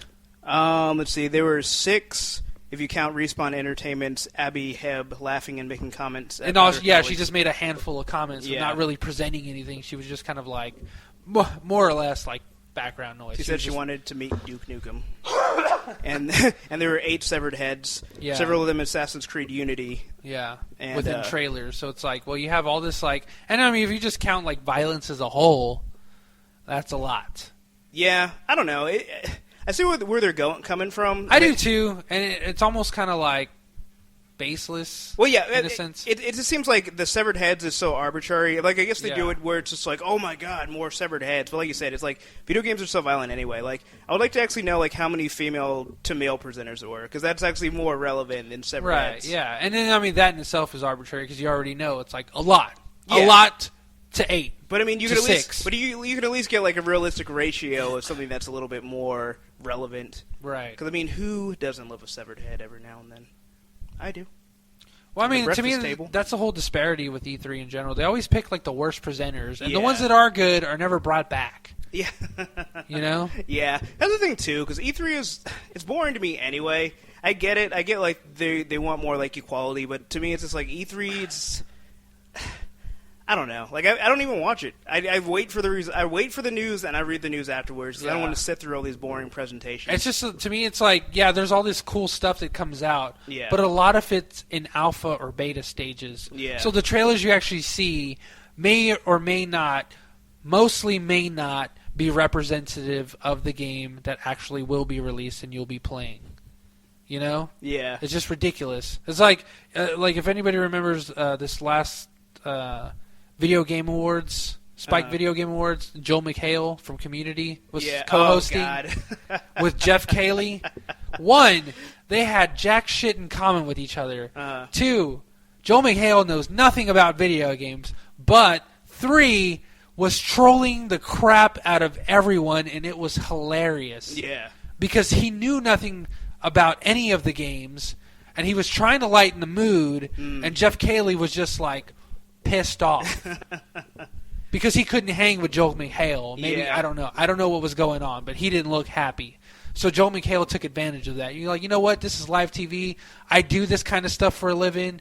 Jeff Keighley is like nobody compared to me, which he really is. He's nobody compared to what Joel McHale's been doing as a live TV personality in front of millions of people for years. You know, he's part of Community, one of the hottest shows that were around before it sadly got canceled. but like this dude knows on Amazon. This dude knows a little thing or two about like pressure and dealing in front of a live audience and trying to keep it fresh. And he did the best he could. I don't know. To me, it was just like what do you call it? A beautiful disaster. Yeah. Luis says he watches E3 for the games. I mean, the trailers. Blood 7 says no more Tabascus, which is a bad thing, but also no more Usher, which is a good thing. And Luis says, okay, go ahead. Luis says everyone talking is meh, unless it's Kevin Butler. Kevin Butler gave the greatest speech ever. Yeah. It was riveting. It was comical. It was almost satirical, but it was fun and it was exciting. And he got everybody screaming and yelling. And he didn't even really present anything. He was just talking from the dome. I don't know if it was from the dome, but it was awesome. It was a lot of fun to watch. And every now and again, I'll still get up there and watch it. It's just sad that he had to do that damn Goodyear commercial where he was playing a Wii. Yeah. And he got slapped with cease and desist. You think order. He would have known, like... How do you not know? Like, you're the spokesperson for Sony. Like, you would think he's doing the Goodyear commercials. Like, yeah, I'll do this, but you got to swap out that system and make that a Sony. Yeah, you know? Make that a PlayStation 3. If not, Snake is going to come snap my neck, and I already got a kink in it. Because to me, that hurt twofold. It hurt Sony because they don't have their comical fake Persona figurehead anymore. We don't get any more Kevin Butler, and Kevin Butler doesn't get any more. Yeah, now he's panhandling. Yeah. On 45th and Blot-Out Ave. He didn't even get to be in the Goodwill commercial anymore, you know? Yeah, nobody wins in this situation. Blood 7 says more Reggie and more Miyamoto, which I guess is the Nintendo guy. Miyamoto. Yeah, Miyamoto. Shigeru. Miyamoto. But, yeah, I guess I'll actually go back on what I said where I was like, well, I mean, I don't necessarily care about A3. I know a lot of people do or it wouldn't be so I don't huge. care. I mean, I'm always excited for the stuff that comes out. Yeah. In hindsight, I'm not going to sit there and watch every damn panel because I can just read the news, see what comes out, and just be excited. Like, Yeah. oh, cool, this game got announced. Mhm. But it was announced. Yeah. That's awesome, but it could still be a really terrible game. Oh, alpha footage was released for this. What was it? Colonial Marines. Not Colonial Oh, Marines. the other- the no, Homefront. the one that just came out, and you were like, dude, we got to play this co-op. Oh, what was it? Tom Clancy. Yeah, Rainbow Six. Rainbow Six. Yeah. That game could still be ass, and what we saw in there could not even be actual game footage. Yeah. That's in its alpha. Alpha is a completely different game than when it is in its beta stages and then it's in its final stages. Yeah. And in a few games, its final stages still play like the alpha stages. You know, really buggy and laggy. Yeah. You know, Battlefield 4 much. You know, I don't know. I'm just excited for Rainbow Six. But I don't know. I think I think going back to the Polygon article about there being more severed heads than female presenters, and especially in light of Ubisoft and their we just can't make female avatars. I think it actually makes it that much more relevant because it's like the fact that there's such a disparity, with females in gaming in general. So it's like that's just continued with Ubisoft or not with Ubisoft with E3.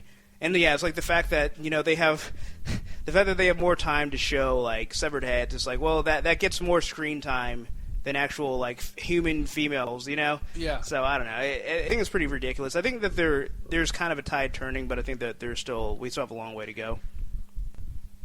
So I agree. that's all I got to say about that.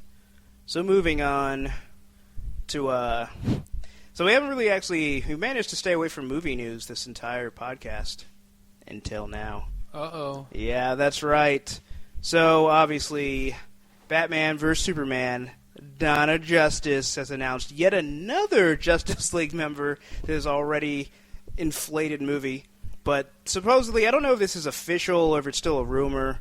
I don't know. I'll go with it being still an unconfirmed rumor. But supposedly Jason Momoa is going to be playing Aquaman. And there was speculation he was going to be, was it Black Adam? And people were thinking he was going to be Lobo. And then that was like the most left field of Aquaman? Yeah. Not even Aqualad. Yeah. But Luis says it's still a rumor and only a cameo role. Well, I think half the cast is just going to be a cameo. Like, they're just going to be eating shawarma while, like, the battle rages on. But, I don't know. Jason Momoa, had he not been in Game of Thrones, I would have just been like, who? But after that, it's like I feel like he actually brings a respectability to Aquaman. Yeah. It's like Aquaman's like he's always been a joke, excluding an Injustice where he's whooping ass with that trident. Yeah. And when they gave him Beard and Hook Aquaman, but in general, it's like he's the butt of every joke. Right. It was like, but now he's Khal Drogo. Yeah. Yeah. Exactly. So I don't know. I think that I think it was a really smart move. One of the few on Warner Brothers' parts, and I think he can actually because for most people this is going to be their first exposure to Aquaman. Yeah. You see freaking Jason Momoa, it's like, dude, Aquaman is awesome, and especially if they make him like they did in Flashpoint in the animated movie where Aquaman was a freaking badass. Yeah. So I think there's a lot of potential there. But the only thing that would disappoint me is if Aquaman doesn't speak Dothraki. Oh, you think you could throw a little bit in there just to like tease people that actually know like what he's saying? The irony is the Dothraki are afraid of like the ocean water. Interesting. And now, that's right. yeah. Yeah, because they were talking about if they ever had to get on boats, they'd get like super seasick. Yeah, because like they think the salt is like poison or whatever. Like they won't go over any like salt water. So it's ironic that he would be the Lord of the Sea. So I guess in death you become an Atlantean. Well, maybe if he actually was Khal Drogo, he is. He's the being Lord of the Sea reincarnation. would be ironic. He is. But he's Jason Momoa. He is the reincarnation, sir. After the funeral party, after he burned, came back, was Aquaman. Oh, did he? Yeah. Born into the sea. Yes. Born of the sea. Ah, I see. Yeah. See. Ah. I think they threw his ashes in the sea, and he came back, powerful and more advanced than ever. I can talk to fish. Yeah, right. He's like, so having survived death, what have you learned? It's like, I can talk to fish now. It's not the most useful power, but I mean, I'll never go hungry. Yeah, come to my mouth. Yeah, right. Fish. He's swimming around. Trout, come here. Yeah. I must eat you for sustenance. Please. Okay, Aquaman. I wanted to live, but okay. You must sacrifice yourself to me, your king. And Luis says Aquaman was serious and a badass in the Justice League cartoon. Sure he was. Plus, Sure we he can was, rebuild buddy. him. We have the technology. I wonder if he gets stuck in like those little plastic things that come on 6-packs. How like what was it? The rings? Yeah, those little rings that they always say to cut up because if not, fish get stuck in there. Yeah. I wonder if Aquaman gets stuck in there too. He's like, I can't get this off my hand. He's like able to like rip through steel, but those things somehow bind him. It's like, Soups, can you help me? I'm a little bit tied up right now. But yeah. So I don't know. Well, how do you think he's gonna be as Aquaman? I think he's going to be good. A lot of people say that he can't act. What? Yeah. Or that, what was it? I was on the Refugees of Spill page the other day, and this dude was, like, talking out of his ass. Freaking ignorant fool. I'm not going to mention his name because he's an idiot.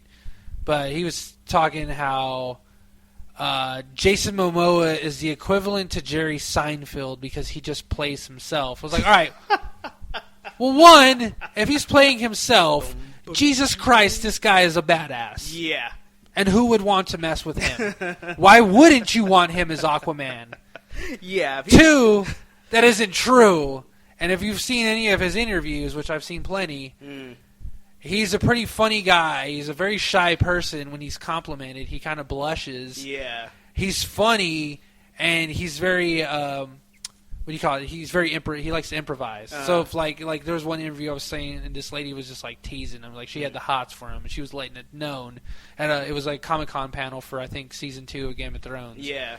Back in 2011. And he was like really like shy. He had a little beanie. He started covering his face up and stuff. And then she was saying something, and then he just like said this really smooth line, and then she just like melts, like really over dramatically. But he just kind of started going with it. Yeah. And like, hey, come up here, and gave her a hug, and she like melted in his hands, and he was just like, all right, it's a little too close for comfort. You know, he's just like joking around like that. Yeah. You know, it's just like he's a very cool dude. Obviously, he loves his fans. Yeah. You know, he cares what they think. And just to say, oh, yeah, he's just like Jerry Seinfeld in that he plays himself. It's just like, how fucking stupid are you? This is funny. He's like, have you seen Game of Thrones? I'm pretty sure in real life Jason Momoa is not a horse lord. He doesn't have He's not a 1,000-man strong Khalasar. Yeah. He didn't make Game of Thrones about nothing. It's a show about my personal life. I want to play... I'm perfect for Khal Drogo because from where I'm from... I am that same person. Yeah. You will give me this part or I'll behead you and put you outside the walls. He just has an apartment in New York. He comes to the door. In Dothraki, hello, Newman. Yeah. Newman kunata. Oh, man. I don't know. It's just like one of those comments that's so dumb. It just feels like it has to be a troll comment. Like, he can't be serious because that doesn't even make any sense at all. It doesn't. Yeah. No, I wasn't troll because then he kept like refuting everything I was saying. And I was just like, you're dumb. I can't believe you're actually thinking these things because they're dumb. Yeah. I don't know. I think it almost makes it even more likely to be a troll. Yeah. Well, maybe. I just kept killing him with lies. I wasn't taking it personal or anything. I was like, is this guy really dumb? And I was just like, no, he's a completely likable person. He was just like, I don't know. It just seemed more like belligerent and ignorant than actual trolling. I'd like to think I can tell the difference. Yeah. But sometimes... Yeah, I can. I'm not going to say I can't get fooled, but I honestly think this dude didn't know what he was talking about. Well, yeah. Because as soon as I made sense and other people kind of jumped on, he was just like, yeah, why would you say he sounds like Jerry Seinfeld? And then he like never posted again because he had no rebuttal for me. Yeah. You know, and if you're a troll, you're going to have a rebuttal for everything, no matter how belligerent you sound. He just went to go rewatch episodes of Seinfeld. It's like, you know what? Seinfeld's on at 6 p.m. It's TBS. I'm going to go watch some Seinfeld. I wonder what Kramer's up to. Yeah. But, so supposedly the Justice League movie is supposed to hit in 2017, and we're going to get a Wonder Woman, Green Lantern / Flash crossover in the same year. So this is obviously a huge rumor, which unspeculated and I'm sure unfounded. But it would be interesting to see. I mean, I really doubt that they'd come out in the same year. But it would be really interesting to see, well, for one, a Wonder Woman solo movie, if they actually did go through with that. Right. And then, two, like a Flash Green Lantern movie would be really interesting. I mean, I'm sure in the comics they've teamed up, but I don't know. They're just so, like, B-list characters for them to kind of, like, share the stage. I just think it would be great for them to have, like, that spotlight. Right. The article says that Ryan Reynolds will not be returning as Green Lantern. Which really? I'm pretty sure there's no way they're... I mean... No matter what incarnation of Green Lantern they do, I'm sure there's no way they're going to bring him back. And it's not even because he's bad, but it's like he's tainted the brand, you know? Yeah. I don't even think he tainted it. I would blame the writers and the director. Okay, yeah. I guess the brand has tainted him, I guess, to be that role. Yeah, because I think he could have done a lot better job had they actually had a decent plot and special effects. Yeah, he would have done it justice because he was totally psyched for it. Yeah. But yeah, he wouldn't have been bad. But yeah, I guess my whole thing is like, yeah, no matter what, people are going to associate him with that first movie, and people absolutely hated it. It'd be like with the new Daredevil, if Ben Affleck wasn't already playing Batman. Yeah, if they were like, hey, bring him back. Yeah, like no one would ever want him back. So, yeah, and hopefully the Deadpool movie still pans out for him. Yeah. So we'll see where that goes. Because I would still love to see a Deadpool movie, regardless of what happens, and Ryan Reynolds in it. And I'm sure Channing Tatum will be in it too. Yeah, as the real Gambit, not Taylor Kitsch. He still won't be my Gambit. But Blood Angel 7 says Green Lantern Flash crossover seems weird, which I can see that, but that's actually what makes it more intriguing. It's almost like, I don't know, it's like all the other heroes are busy and they just got to do it on their own. Yeah. It's almost like what was it? What was the one where Wonder Woman and Batman and Superman were all gone and all the other heroes had to do all the work? DC Universe Online? No. That's like all of them died in that one. I thought it was just the big three that died. No, not in DC Universe Online. Like, I remember, like, all the villains won, and then Luthor had to go back in time or something because Brainiac killed everyone and took over. Right. I don't know. But anyway, I thought that there was a story arc where all those guys leave, and they were gone, I don't know. We'll call it 52. Well, there was Flashpoint, I think, maybe that you're referring to. No. Well, there was no Superman. Like, there was Superman, but he was kept in, like, a government bunker. No, it wasn't that, because Wonder Woman was a big part of that. Oh. She was very feisty. I see. Yeah. Okay, well, whatever it was, it'd be kind of like that, where it's like the heavy hitters are all gone, and, they got to save the day. Right. And maybe Hot Girl can come along. Nah. No thanks. I always thought it was funny watching those cartoons where it's like, Hot Girl, she just seems so pointless at that point, because it's like, you already got Superman who can fly and is way stronger. You have Wonder Woman who can fly and is way stronger. Why would you need Hot Girl? All she brings to the table are wings. But they're not even natural. It's not like she's a half-hawk person. She's just a humanoid with, like, hawk wing technology. Like, instead of their planet developing jetpacks. Yeah. Like, they've developed, like, wings. Oh, is that and what a that mask is? Using nth metal. Wow. Which is like this super metal, like stronger and more advanced than adamant. It's like so advanced they don't know what to do with it. I think. Oh, it's so advanced. All they can do, the only way they can make it survive or contain its powers to do something completely pointless with it. Yeah, like she was a good hero, strong hero, but like we have Wonder Woman for that. Not to say that we don't need another, but like I don't know, just her whole power base seemed like pretty. She bland. She just like doesn't. It's almost like there's a scene in X-Men the Animated Series, great series by the way, where like Angel's flying around with his wings and Rogue flies up to him and he's like, "How do you fly without wings?" She's like, "I don't know, I just do." It's like, why do you need a character with wings when you've already shown flight possible without them? Yeah. It just makes these people pointless. It's like if they were in a vacuum and they were the only hero, it's like, oh, that dude's got wings, he's an awesome hero.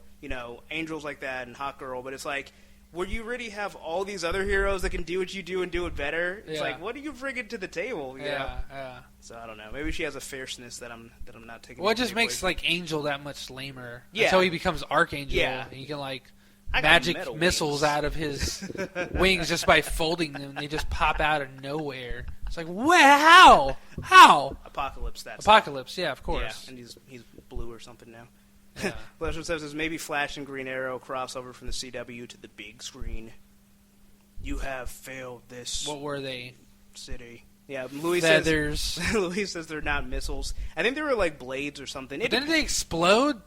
Well, That's a missile. they're exploding blades. Sharp wings. They weren't mini wings, Luis. They were feathers. Okay. I think it varies because I wish he was here to argue. I had the toy and they were indeed missiles. Chopping blades Yeah. like a ginsu.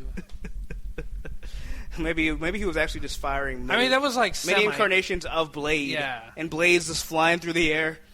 It just makes like originally as Angel, it just makes being a mutant like that much worse. Like, what's your mutant power? Oh, well, I have claws and I can heal myself. Well, what's your mutant power? Oh, I can read minds and I can lift stuff with it. Like, oh, what's your power? Like, well, I can do the same thing, but I have this phoenix entity. Like, oh, what's your power? I can shoot death energy out of my eyelids. You know, like, all this crazy... Like, even, like, Jubilee, I can shoot firework magic and kill people, kind of. And I'm a vampire. It's still, like, a defense mechanism. It's like, oh, what you can do? Oh, I can fly away from danger with these huge wings that make me an even bigger target. Well, see, I think that's the thing. I think, like, in the context of the original X-Men... When it's like all Beast is like he has super agility and big hands and feet. But yeah, but like he's literally superhuman. Like he's stronger and faster naturally than even like a meta Olympic level athlete with the same stature. Yeah, but I'm saying like in those days it's like okay, if you're like if right now like some dude had wings and he's flying around, it's like, dude, I wish I could fly. Yeah. Like I think it fits in that context. But when you introduce all these other mutants that are so much more powerful and can do that, because no one else at that time, at least in the X-Men continuity, could fly. Right. So it made him special. Yeah. But once you introduce other mutants that, well, never mind. I guess Magneto could. So never mind. I guess he was. Well, yeah, but special. he can't fly. He just manipulates like the magnetosphere or some shit like that to float on it. Like he's just riding the waves. Hey. Kids love to surf. They do. Especially old Jewish dudes. Well, it's the same thing with Jean Grey later on when she has telekinesis. It's like, well, she's technically not flying. She's moving her own body with her mind. She's floating with style. But essentially, it's flying. I mean, it's not flight as physics defines flight, but it's flight as Marvel Comics physics defines flight. As people seeing it define it. She's flying because I see that she's doing that. Like, oh, yes. Yeah. I don't understand the science behind the way every individual does it, and don't understand, like, the harming natural effects of it all, but it's happening. Well, you see, it has to do with lift. And gravity, which we do not quite understand yet. Gravity squeezed. Lisa's Jubilee's old powers was to explode atoms. See, that in itself, she's like a mobile Hadron Collider. And she can't even damage a fucking Sentinel.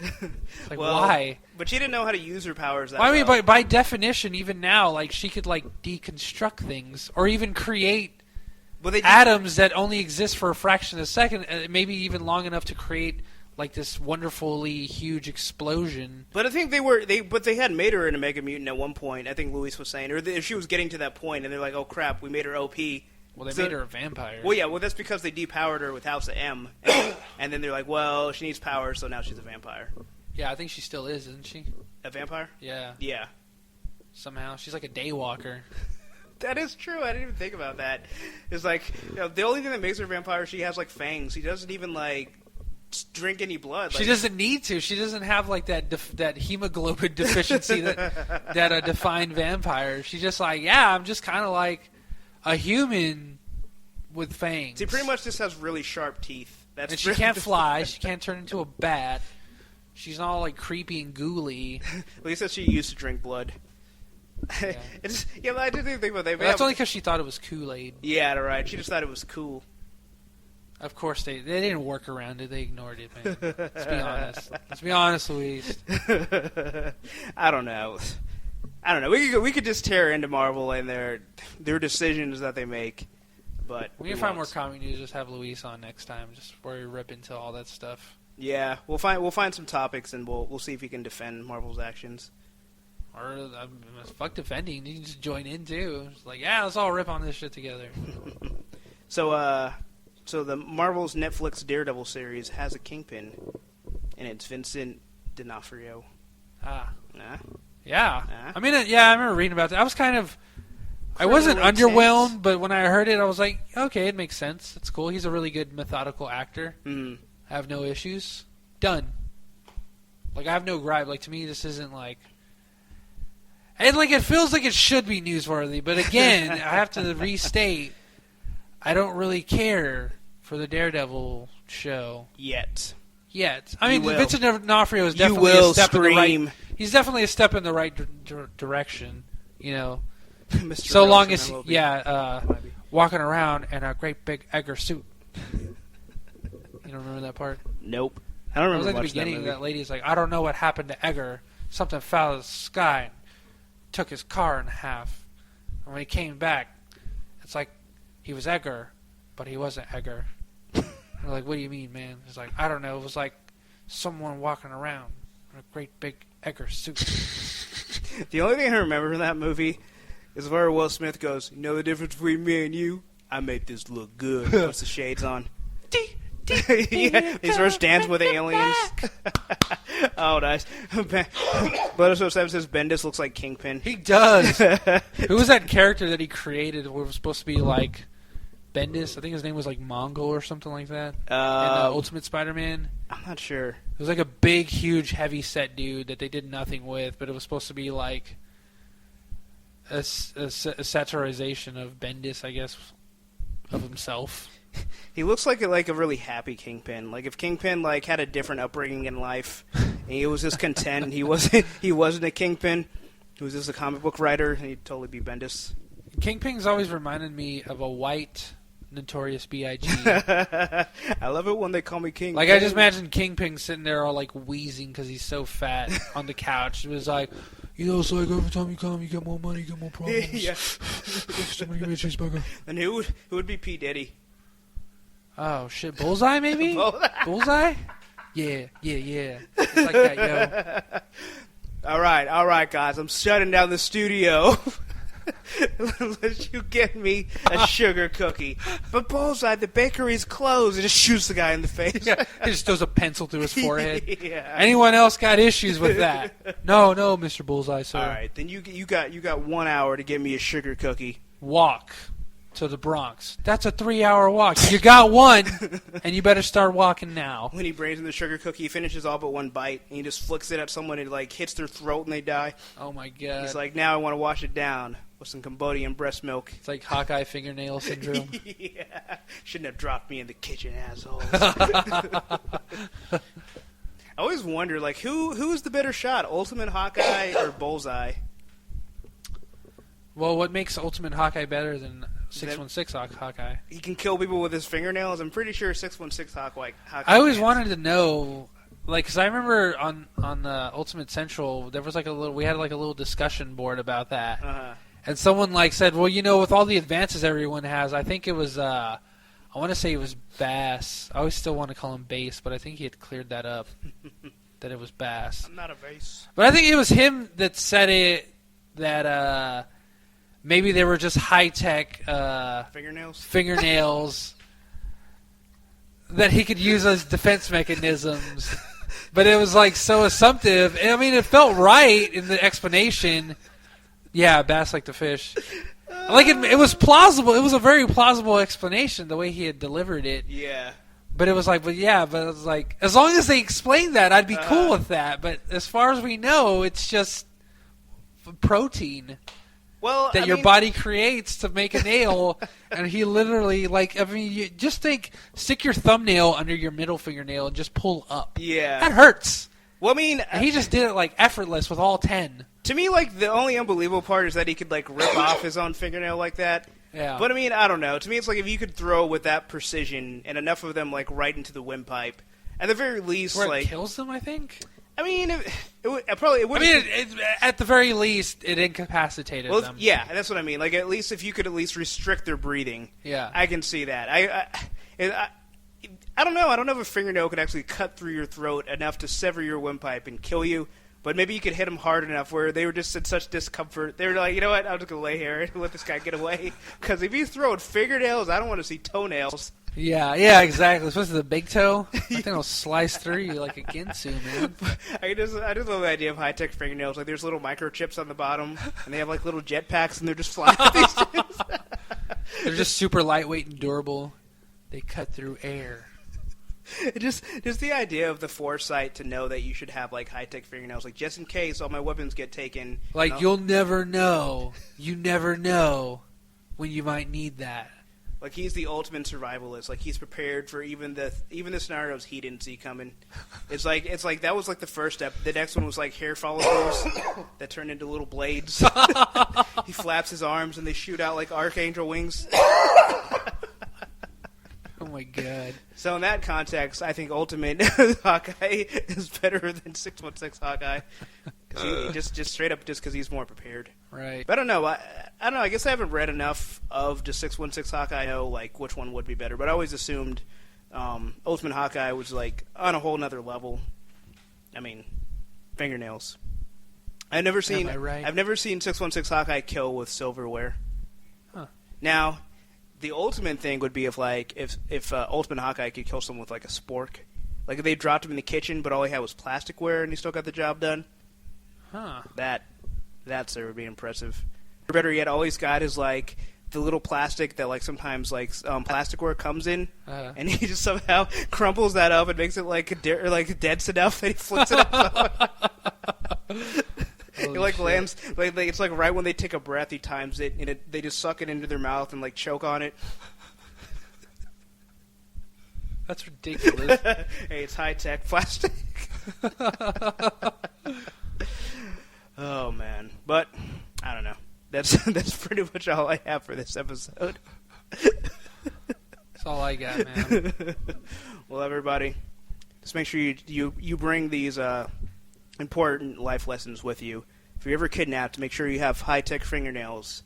Make sure when there's a custody battle between the Hound and Brienne of Tarth, that you pick the parent that will keep you safe the most or has the most silver on them. And, of course, be sure to tune in to the Comic Bubble every Friday at 8 p.m. Central. And podcast posted every Monday, and it's also posted right now on punchingthewallsofreality.com. That's right. And shout-outs to everyone who joined us in the chat, although the chat was kind of funky as far as people that were present. Right now I'm showing 3. Earlier I was showing about 6 or 7, and I only saw 2 people. One was yourself, and the other one was Luis, although we had like Mark and a couple other people. So if you're in the chat and I don't see you, make yourself known. I also want to say, so we can give you a shout-out. But on Twitter, we got a favorite from Amanda Ellen with 3 A's in Amanda and 3 L's in Ellen. She favorited our tweet from Mixler, so maybe a new listener. Thank you for joining us. Amanda.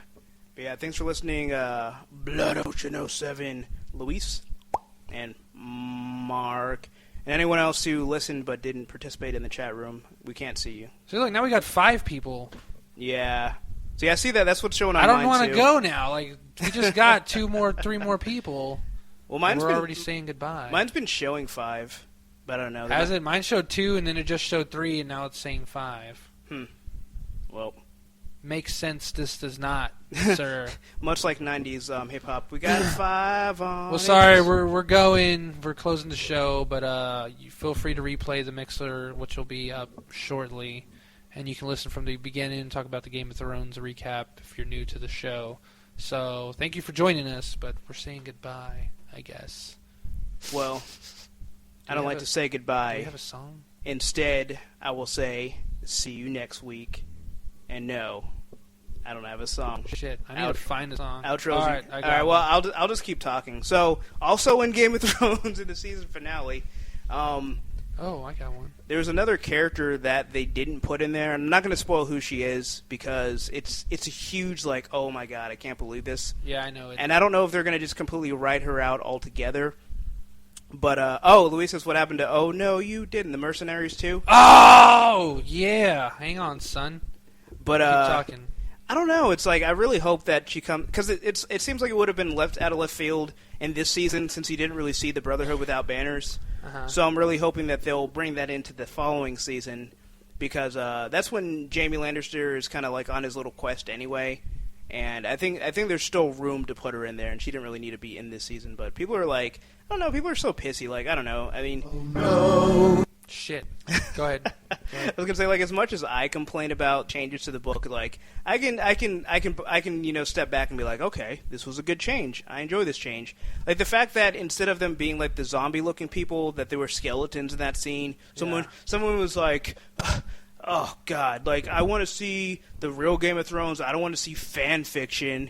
And I was just like, all right, come on. Shut up. Yeah, it was just like the most elitist, this hipster attitude of, oh God, there's skeletons here. Dude, those skeletons were badass. They were cool. They straight up shanked Jojen Reed, man. They remind me of Diablo. Yeah, they did. So that's all I got. That was my last little tidbit on Game of Thrones, and we will leave you with The Mercenaries 2. As always, tune in every Monday at 8 o'clock p.m. Central, 9 o'clock Eastern Time, 7 o'clock West Coast time, and I don't know what time Malaysian time. You gotta figure that out on your own. Yeah, calculators, bro. Mixer.com/PTWOR, because you're obviously here already. Spreaker.com/FERN. That's right. You follow us on Twitter at PTWOR. You can find me at DJ Agamemnon. You can find Prometheus at Prometheus PTWOR. Yeah, all one word. And our YouTube page is also youtube.com/ PTWOR 512. That's right, because we're straight Outta Austin. Yeah. That one was kind of weak. You want to try that one again?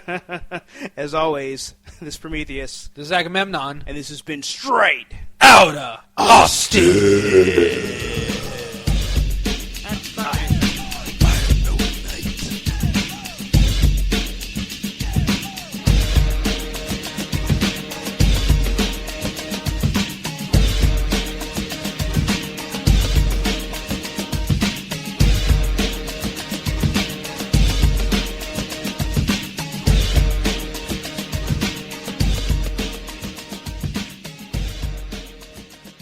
Hi, this is Jeff from the 12A Podcast. Thanks for listening. If you enjoyed this show, please make sure to check out more on 4eyeradio.com.